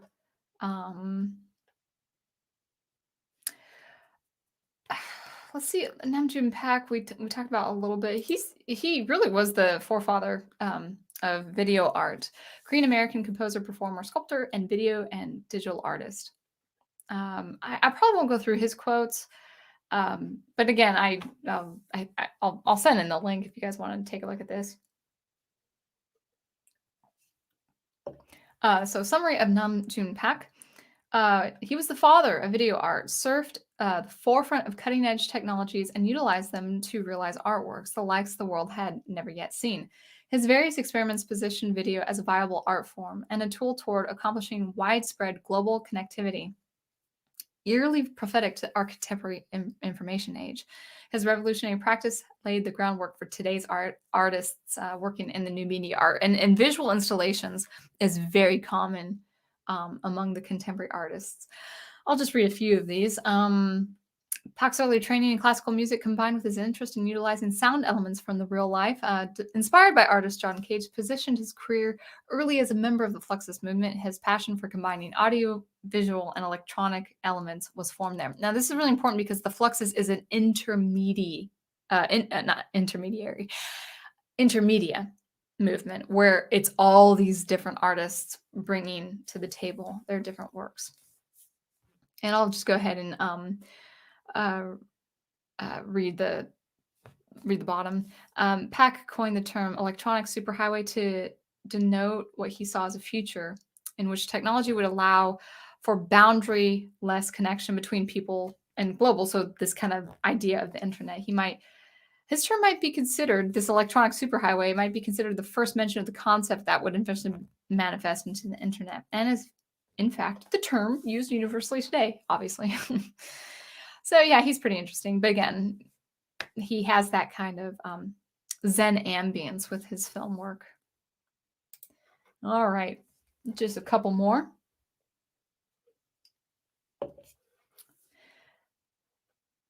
Okay, I'm blanking on how to pronounce his name. Alan Capro. It's not Capro. I think it's Capro. I think that's how you pronounce his last name, but I'll have to check. American performance artist and theoretician. Let's see if he has some good quotes. Not only does art become life, but life refuses to be itself. Again, that simulation.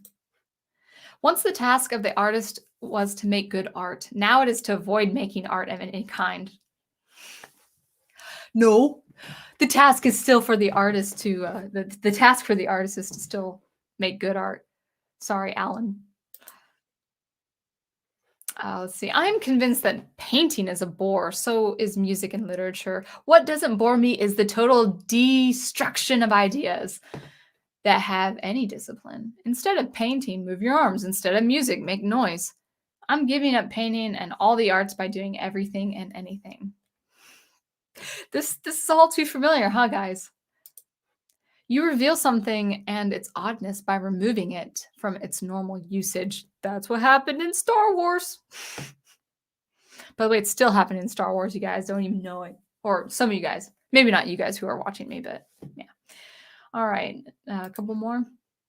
Experimental art is the one kind of art that can affirm and deny art at the same time. No, it can't. It's the one kind of art that can claim as value, no value. The one caveat is that it must be called art. I just want to cry BS right now. No, that's not the. It might have been the point of experimental art in the 60s. That's not the point. That is not the point of experimental art now. Experimental. My mouth is getting dry from all this reading.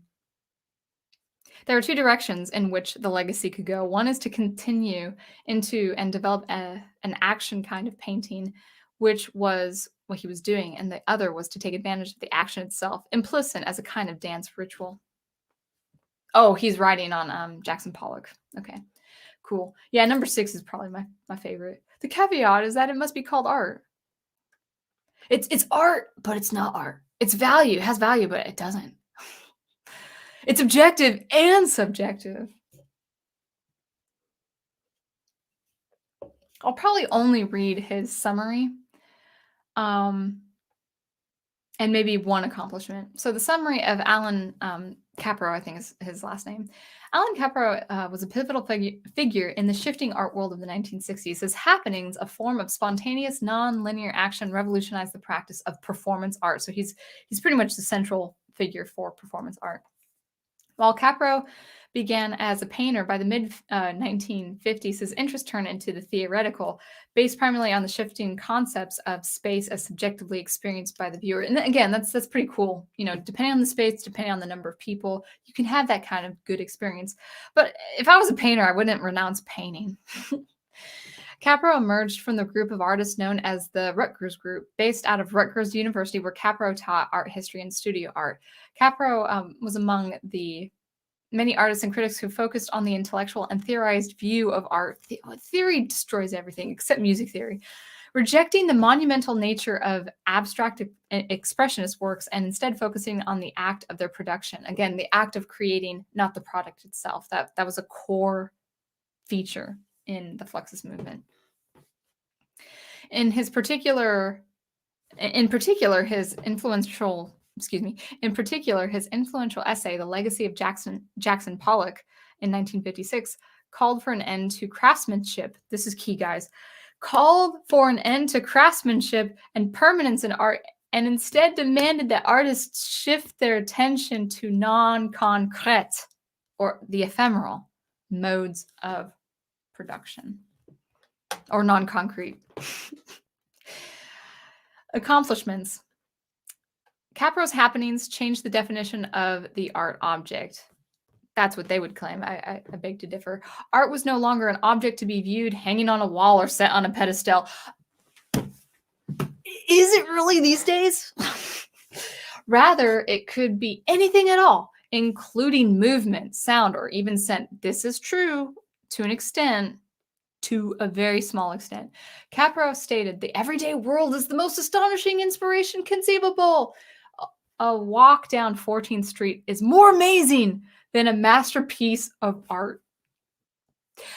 I would say 14th Street had spectacular architecture, yes. But that's all I'm going to say. And that's all I'm going to read of him. But yeah, the idea of, oh, Your everyday experience is art, guys. All right, and lastly, let's go ahead and cover John Cage. He's the most I'm familiar with because he is a pretty famous American composer.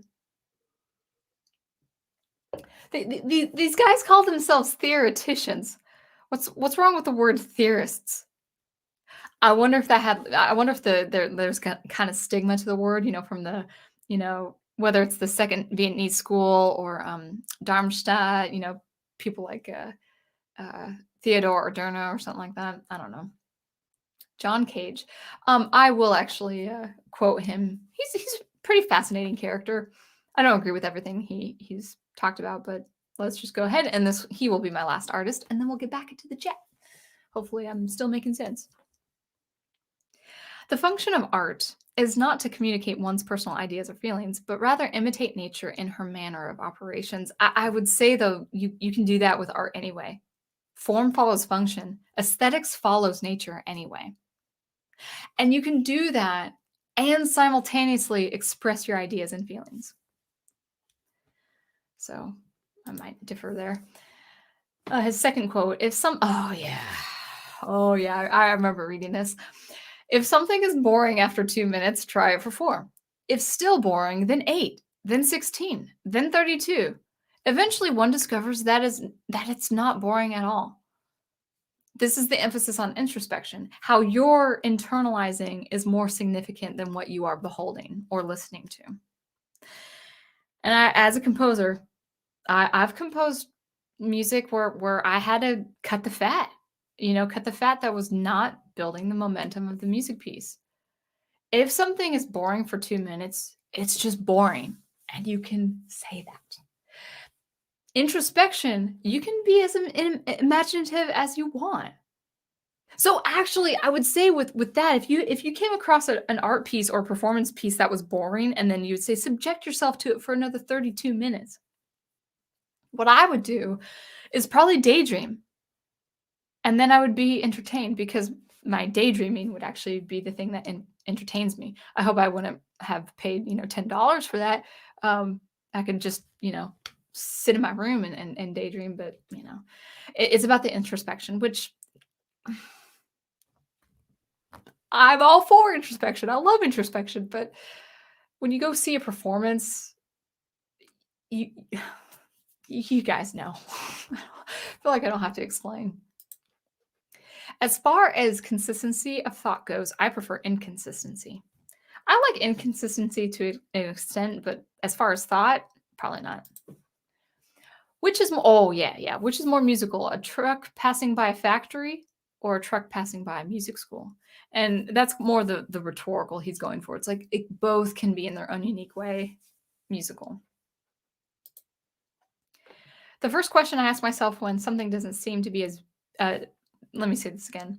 The first question I ask myself when something doesn't seem to be beautiful is, why do I think it's not beautiful? And very shortly you discover that there is no reason. I could probably agree with that. No, actually, no, I can't. I can't agree that there is no reason. There is an objective reason to everything, especially when it comes to art. All right. So guys, I'm going to read a little bit more of John Cage, and then I'll go back to the chat. But is this philosophy, is this line of thinking sounding familiar to you guys? If you guys have any examples of art you're seeing, of franchises that you love, come through the ringer in this way, yeah, just put it in the chat. I'd love to see if you can come up with some examples. It could be visual, it could be music, it could be anything.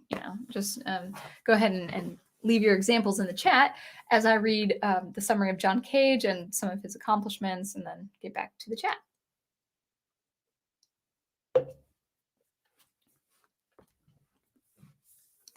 All right, the summary of John Cage. Working during the heyday of abstract expressionism, John Cage honed his skills in the midst of the growing American avant-garde. Neither a painter nor a sculptor, Cage is best known for revolutionizing modern music through his incorporation of unconventional instrumentation and the idea of environmental music dictated by chance, like with his I Ching, for instance. His approach to composition was deeply influenced by Asian philosophies, focusing on the harmony that exists in nature as well as elements of chance. Cage is famous not only for his radical works like 4 minutes and 33 seconds, composed in 1952, in which the ambient noise of the recital hall created the music, but also for his innovative collaborations with artists like Merce Cunningham, the dancer, and Robert Rosenberg. Not familiar with Robert Rosenberg. These partnerships helped break down the divisions between the various realms of art production, such as music, performance, painting, and dance, allowing for a new interdisciplinary work to be produced. Cage's influence ushered in groundbreaking stylistic developments to the key to contemporary art and paved the way for postmodern artistic inquiries, which began in the late 1960s and further challenged the definition of fine art. I'm going to be so bold to say is it probably really ended its influence in the 1980s, except again outside the academic setting. So in the universities, we still do stuff by John Cage, but in the real world, no. Accomplishments. The first thing, Cage discovered that chance was as important of a force governing a radical composition as the artist's will, and allowed it to play the central role of all his compositions. Although each piece has a basic composed structure, the overall effect varied with each performance, as different variables like location and audience directly affected the sounds that were produced. By breaking with the historically determined preconception that music was made by musicians using traditional instruments to perform structured and prearranged compositions, Cage opened up a new wealth of possibilities within modern art. His revolutionary performances ushered in an era of experimentation in all media and shifted the focus away from the artist's inner psyche to the artist's contemporary environment. It's cool. It can be effective, but at the end of the day, you don't want to run from what had come before. Cage focused his compositional career on the incorporation of unconventional elements such as kitchen gadgets, metal sheets, various common objects, even silence into his works to change the way modern audiences listened to music and appreciated the surroundings. I understand this from a meditative idea of, quieting your mind and being in the moment and enjoying moment-to-moment experiences. I do understand that. But ultimately, it has not affected the way people listen to music. It simply hasn't. Not on the scale I think that they probably would have wanted. But that is John Cage. So 4 minutes and 33 seconds is, I'm going to go ahead and stop the screen. It's basically, traditionally, it was premiered as to, and it's still performed in this way today, by a pianist sitting at a bench and then just sitting at the piano for 4 minutes and 33 seconds. And I think it's divided into 3 or 4 movements, and it's called tacit. Tacit is you don't play, as the orchestral direction is. And you can do this with any instrument, but you're supposed to not even just watch the performer. You're supposed to be aware of the room ambience and people shifting in their seats and stuff like that. I'm gonna have to get some more water, guys. And I might take a quick little break. Actually, I'll probably just get water real quick. But yeah, so I'd be interested in seeing what you guys have to say about all of that. Talks amongst yourselves, guys. Let me go ahead and I wonder if my music will work. Let's see if I can share my music. Share audio, hopefully. All right. Let me know. Let me know if you can hear that. I actually can't hear that because I don't have my headphones on and my audio's on low. But if you guys would, just let me know if you can hear that. I'll scroll to the bottom. And if not, you could at least see a pretty screen of my website. Because I do need to grab some water if I'm going to engage with you guys. New comments. Yes, sounds good. Oh, perfect. Okay. So I'm going to just go ahead and be right back, and I'll be back.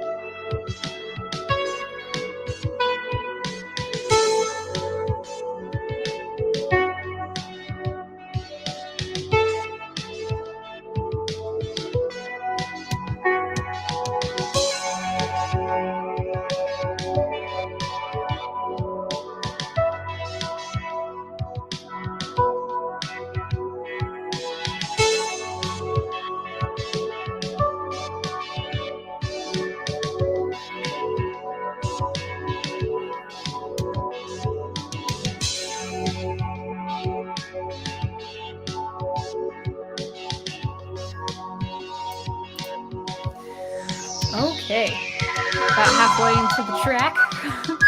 So if you want to hear more, you can just check it out on my website. Let me go ahead and stop it. All right, there we go. Stop sharing. There we go. So hopefully you enjoyed that a little bit.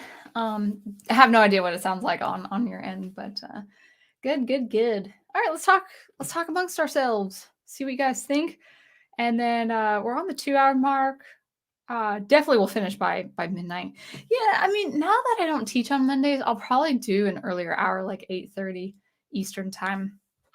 I think I lose steam by this time now. It's just because I was teaching until like 7:30, so I needed that extra time. All right, so yeah, we got some discussion happening. Cool.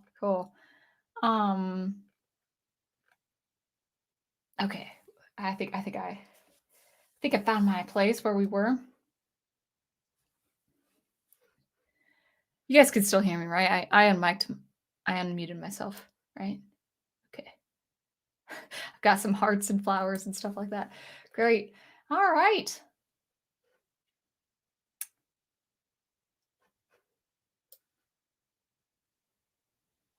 Okay. I guess I'm self-conscious. I don't see myself muted, so we're good. I didn't change the dial. All right. Let me find my place again. This is exciting. You guys seem pretty interested in this topic, so I'm glad to see that. R says, I remember Yoko Ono had an exhibition somewhere, and one of her art pieces was just an apple on a stand. Not surprising. I did a Yoko Ono piece in my graduate studies where I forgot even what her set of instructions was, uh, but I went under a piano, a grand piano, and that's kind of the piano wouldn't collapse, but it is kind of dangerous. But I was under it and I was just scratching the interior of the piano. Now the soundscapes drawing from that, especially when I was under it, I don't know if the audience could hear it that well, but it was pretty cool. It could have been mic'd. In the process, though, my nails actually scratched the underside, the belly of the piano, and that was school property. So I didn't say anything to anyone. I may have told a student or a professor, but Yoko Ono probably would have approved. Brian Gilmartin says, if you have to explain the joke, it's not funny. Or if you have to say to someone you're funny, you're not funny. Like, unless it's like a self-deprecating humor, but even that has to be well done.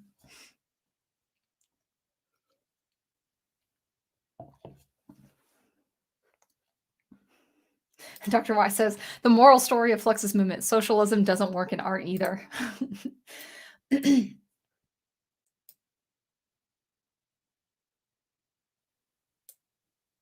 Team Ghost says, art is cool. I would say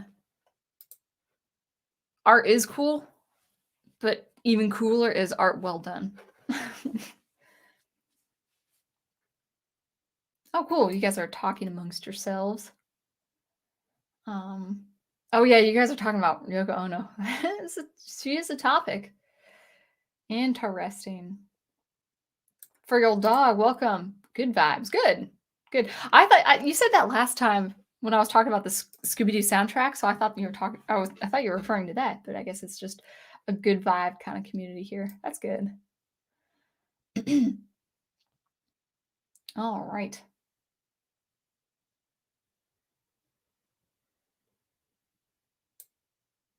Let's see what Alexandro has to say about the Alan Capro. Hey, I think I can understand him. I also just give up painting and music and just move my arms and make noise. I believe it's called being frustrated at your own lack of skills. I mean, I guess I don't know his craftsmanship. I don't know how skilled he was as a painter, but why? Like, what would motivate you to renounce your craftsmanship? I don't get it. Like, if I renounced 25 years of playing violin, would that be applauded? I would not want that kind of applause. That is for sure. And Brian Gilmartin says, "Oh, good grief to something." I think probably one of Capro's quotes, right? Oh, wow. R says, I don't know. When I went to the Sistine Chapel and saw the paintings on the most famous ceiling, I almost cried. Why wouldn't you? I mean, I've only seen pictures. I can't even imagine going there and experiencing that. What I mean, yeah, what's wrong with crying after beholding some very fine art?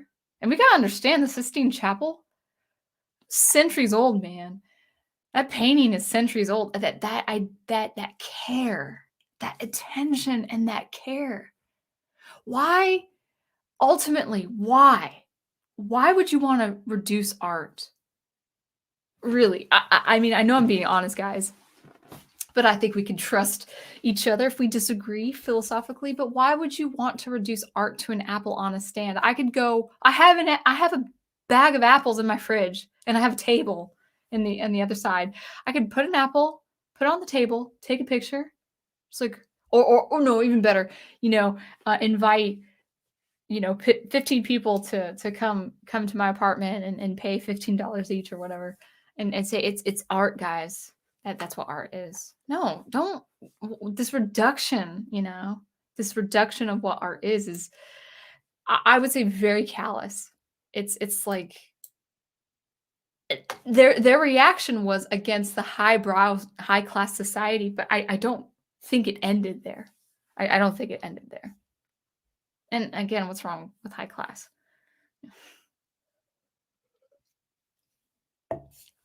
I mean, unless you're talking about Mark Zuckerberg. Kind comments, guys. Only kind comments.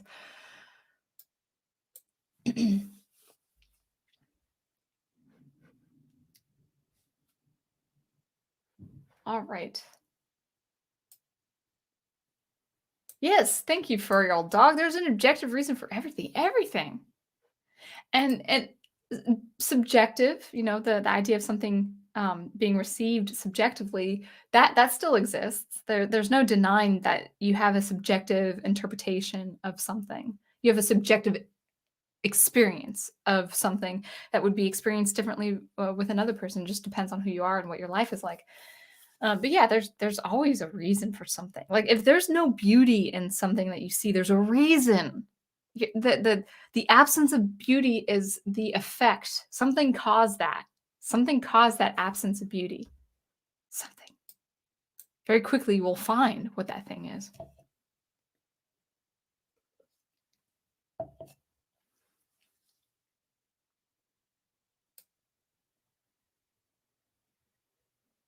Yeah, I was talking about also the famous statue David by Michelangelo.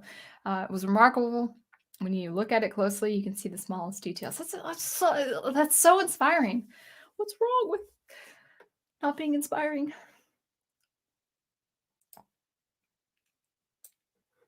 Alexandra says, a little different, but there is a character song that is important to show that has since been used as nothing more than a TikTok song. Most people don't know where it comes from. You mean my piece? That's an original composition. Uh, Character song? Like, are you talking about like my song has character or it sounds like a character? Not sure what you mean. Oh, but I will not. I mean, I'm not against anyone who uses TikTok, but I won't ever use TikTok. And actually, like TikTok, it's kind of ephemeral. Not like Snapchat was in the physical digital space, but it is kind of, yeah, very strange.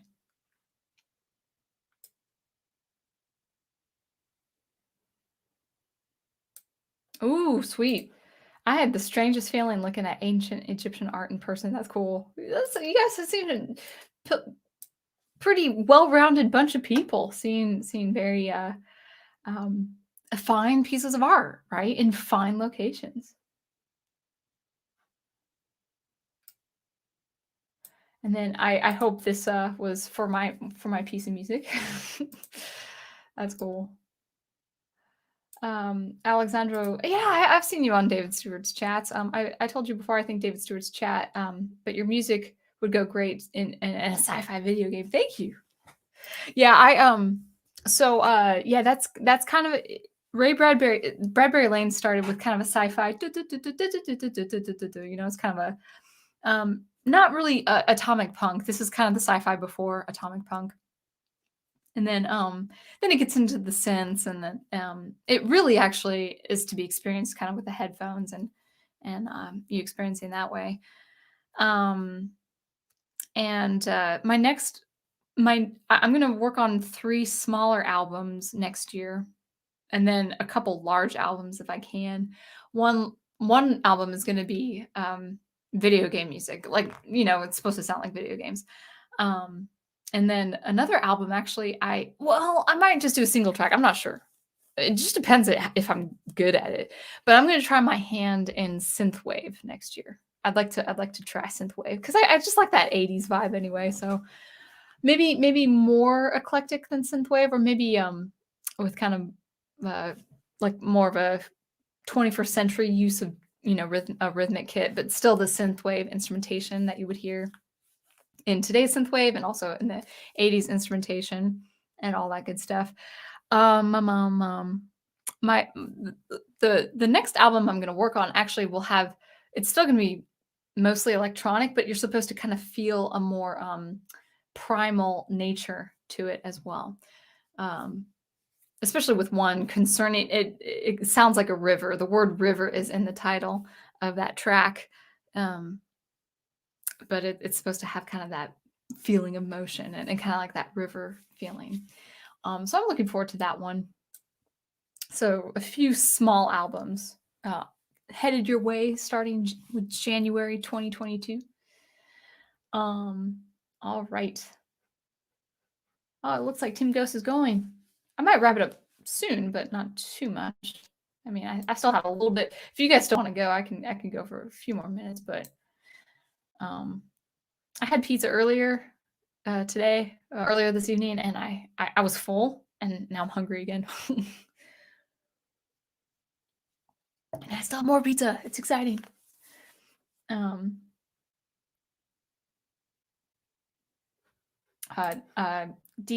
Prepper. I thought it says you said Pepper, or your name was Pepper.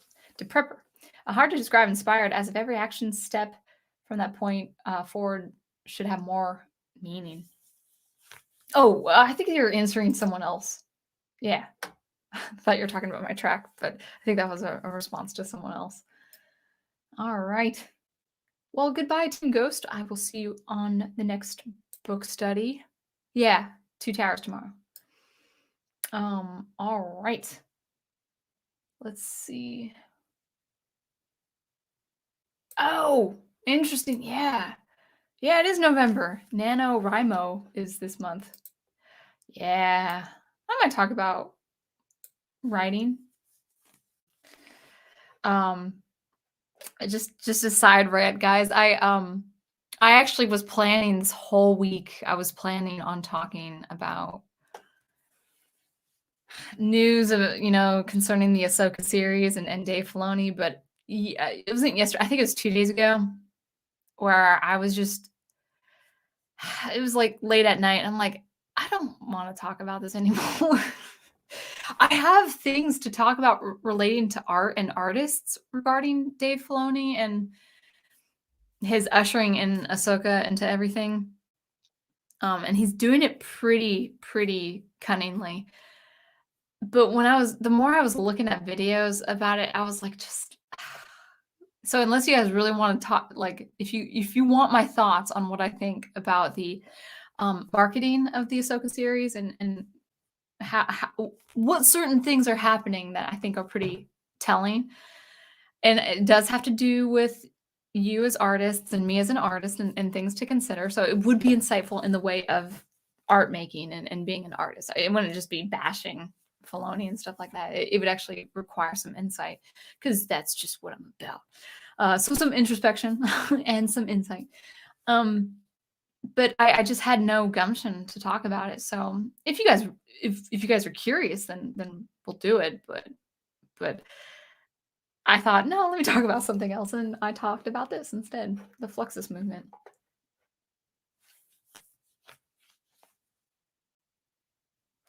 R says, I have seen pictures of the Sistine Chapel for years, and when I flew to Italy finally, I was so excited. I can't express the feeling in words, but it was some sort of an accomplishment. I feel you, man. I mean, that's what art needs to be. Art is separate, it is sacred, and it is for the selected few to produce. Now, when I say selected few, I don't mean under 1,000 people, whatever. But it's a very special vocation. And for people like Yoko Ono to do what she did, to say, oh, anyone can be an artist. If she's not said that, she's displayed that with her own demonstrations and her own art pieces, and she and her contemporaries. If you can make anyone the artist, then nothing's art. It's just a fact. It's just a fact. Art takes time, dedication, commitment, skill, and practice. It just does. And it's okay. Is that controversial? So for you, art, to be inspired by something like it, moving me to almost tears, that is really meaningful. That's really meaningful. Brian Gilmartin says, when I draw, I like to add a lot of little details to whatever I'm drawing, including things like pockets on a person's clothing. Yeah, details is important. Big Al's coming in right when I mentioned pizza. Yes, pizza. What is it? It's like a Mediterranean. It's is it? I don't think it's mozzarella. It's another white cheese. I'm blanking on. Maybe it's provolone. I'm not sure. But it includes spinach, tomato, feta cheese, and red onions, and basil. It was good. And I have 2 more slices. And it's thin crust. It was good. Yeah, pizza is art.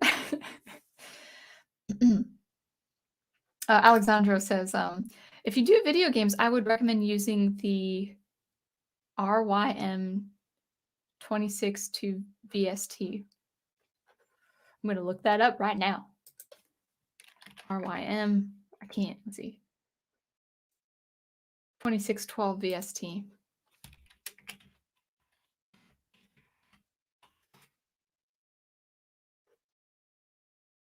Oh, synthesizer. Oh, cool. Yeah. Okay. Yeah. Cool. Yeah. Thanks for recommending that. Awesome.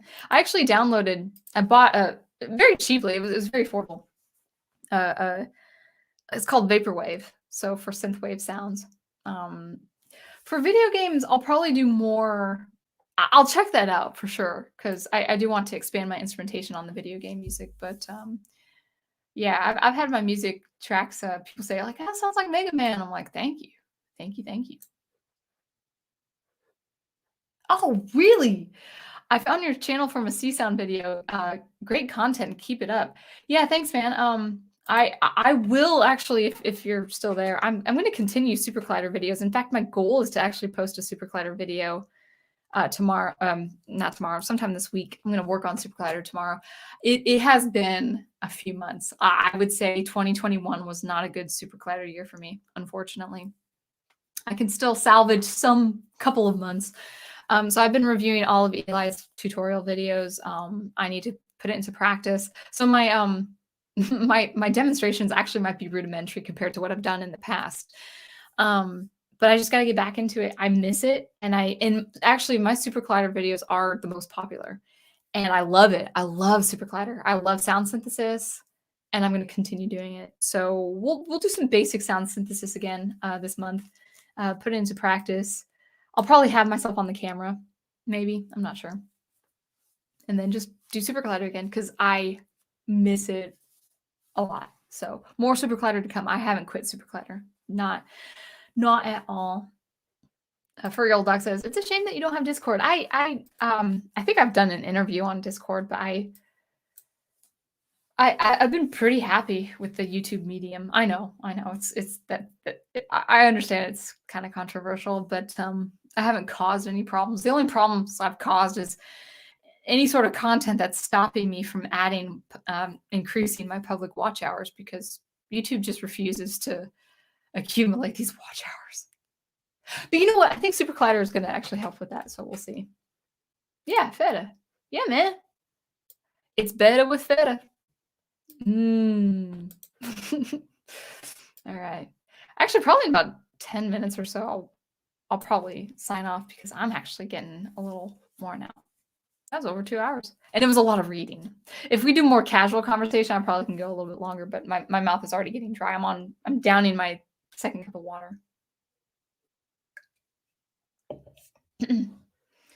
Dr. Y says Michelangelo's artwork was controversial for the time. I mean, he did paint a lot of naked people on the ceiling of a church. Yeah, that is true.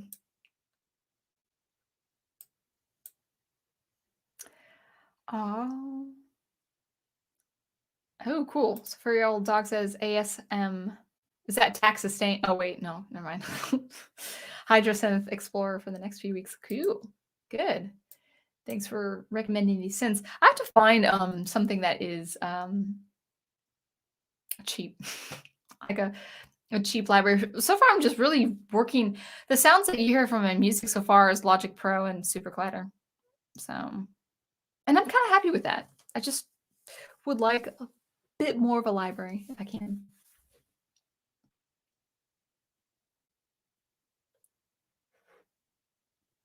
Okay. So actually, oh, hardware synth. Cool. Yeah, I'm all digital. The only hardware I have is my voice and my violin. All right, actually, speaking of voice, my voice actually is about to give. So we are, hey, Dr. Y, are you doing anything on your channel? Are you still doing the, I missed your commentary, but I haven't checked you out. If you're still doing that, just kind of drop a word in there, and but if you're not, I understand. But videos I will recommend, or not videos, but channels. We've got Professor Geek with his book study. He actually will not be having a book study this Thursday. We are taking a break, and then he's getting back into the Star Wars EU, the extended universe, with the book Allegiance. I forgot the name of the author, but it's a good read. It's really fun. It's very entertaining. 500 pounds. Wow. That's pretty expensive. But we are over at the Catholic Bible Geek with Big Al Presents and Smeagol, as he's known by in this setting. So the Prof and Smeagol will be discussing actually one of my favorite chapters in the Two Towers, which is the voice of Saruman, and then Saruman, and then what was the last? Anyway, it's those chapters leading into it's the last two chapters of book one of Two Towers, and then getting into the first chapter of book two with Frodo and Sam. So that's fun. And then Big Al is continuing his movie reviews. Big Al, I kind of want, I do want to view your reviews, but then there's like, I think there was a film where I'm like, that might be interesting to see, and I didn't want to be spoiled, but I still might check out your reviews. So he does movie reviews. I would so love Big Al to do his Wednesday nights, or not Wednesday nights, his Wednesday afternoons with Al, or afternoon with Al. But if that's impossible, I understand too. Oh, and you just dropped a new review. Good. And he's also doing his rewatches with the Pacellis, and then also Netter's Network also does rewatches. And then Daniel Herron, if you guys know him, he has his soundtracks with Birdman. And yeah, very good stuff. So ooh, what's this?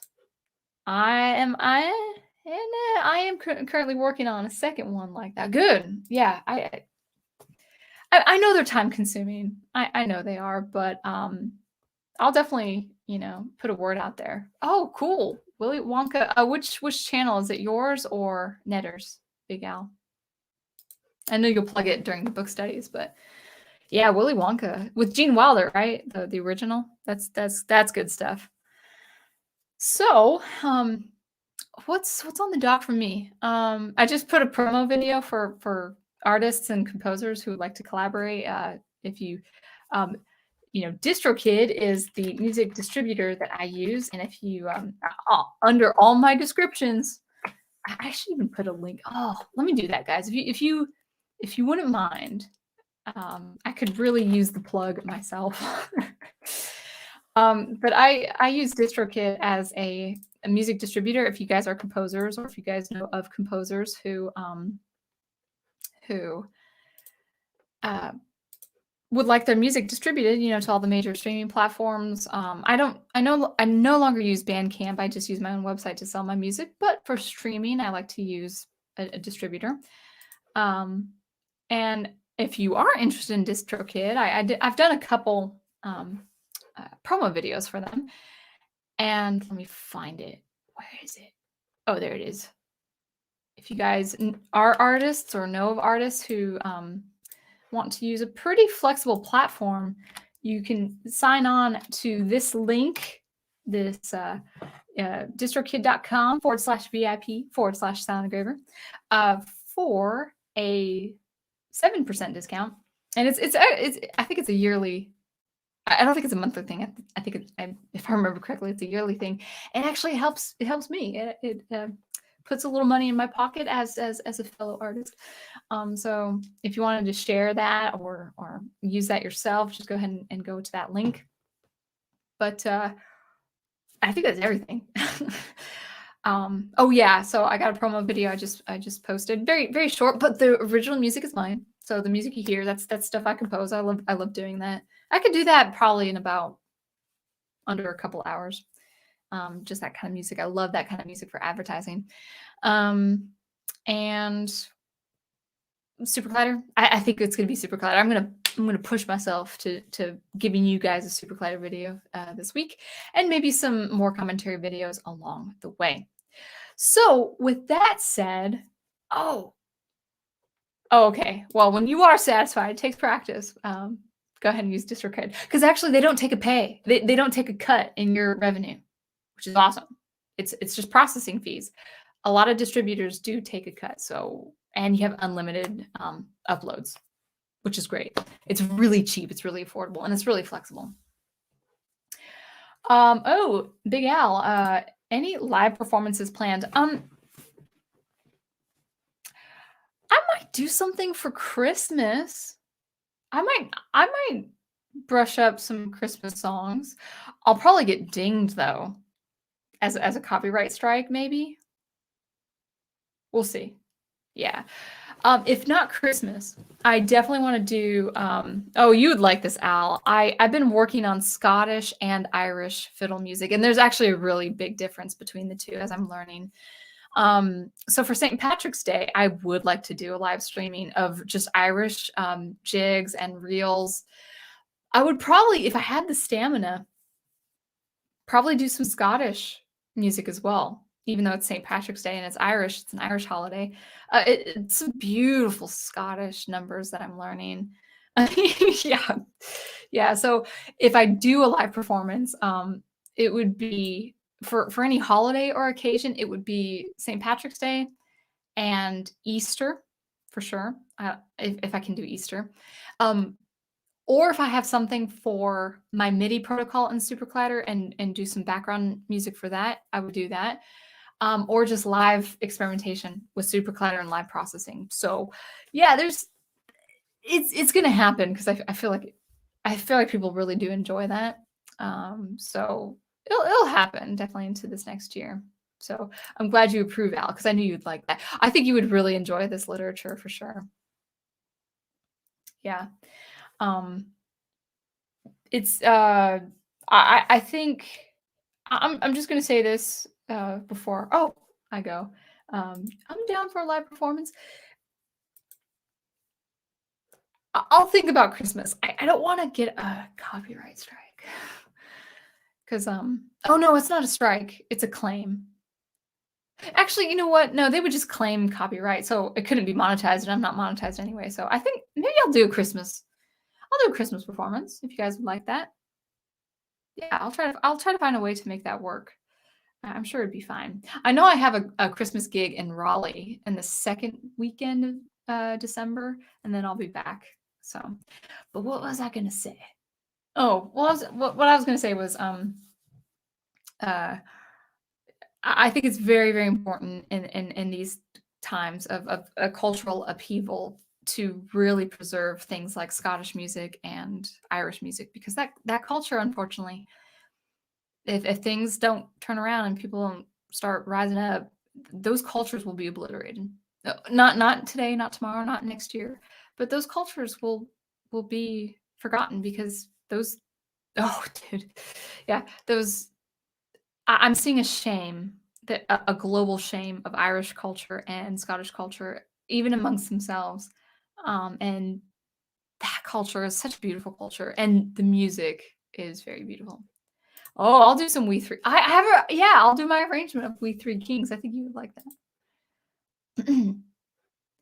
It is, but I do it anyway, because one, I love it and it's educational, and two, it helps me grow the audience anyway for my music as well. So anyway, my voice is about to give.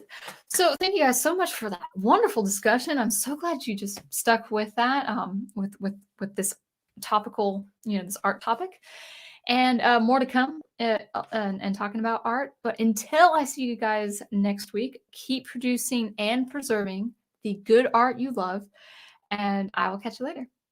Thanks again.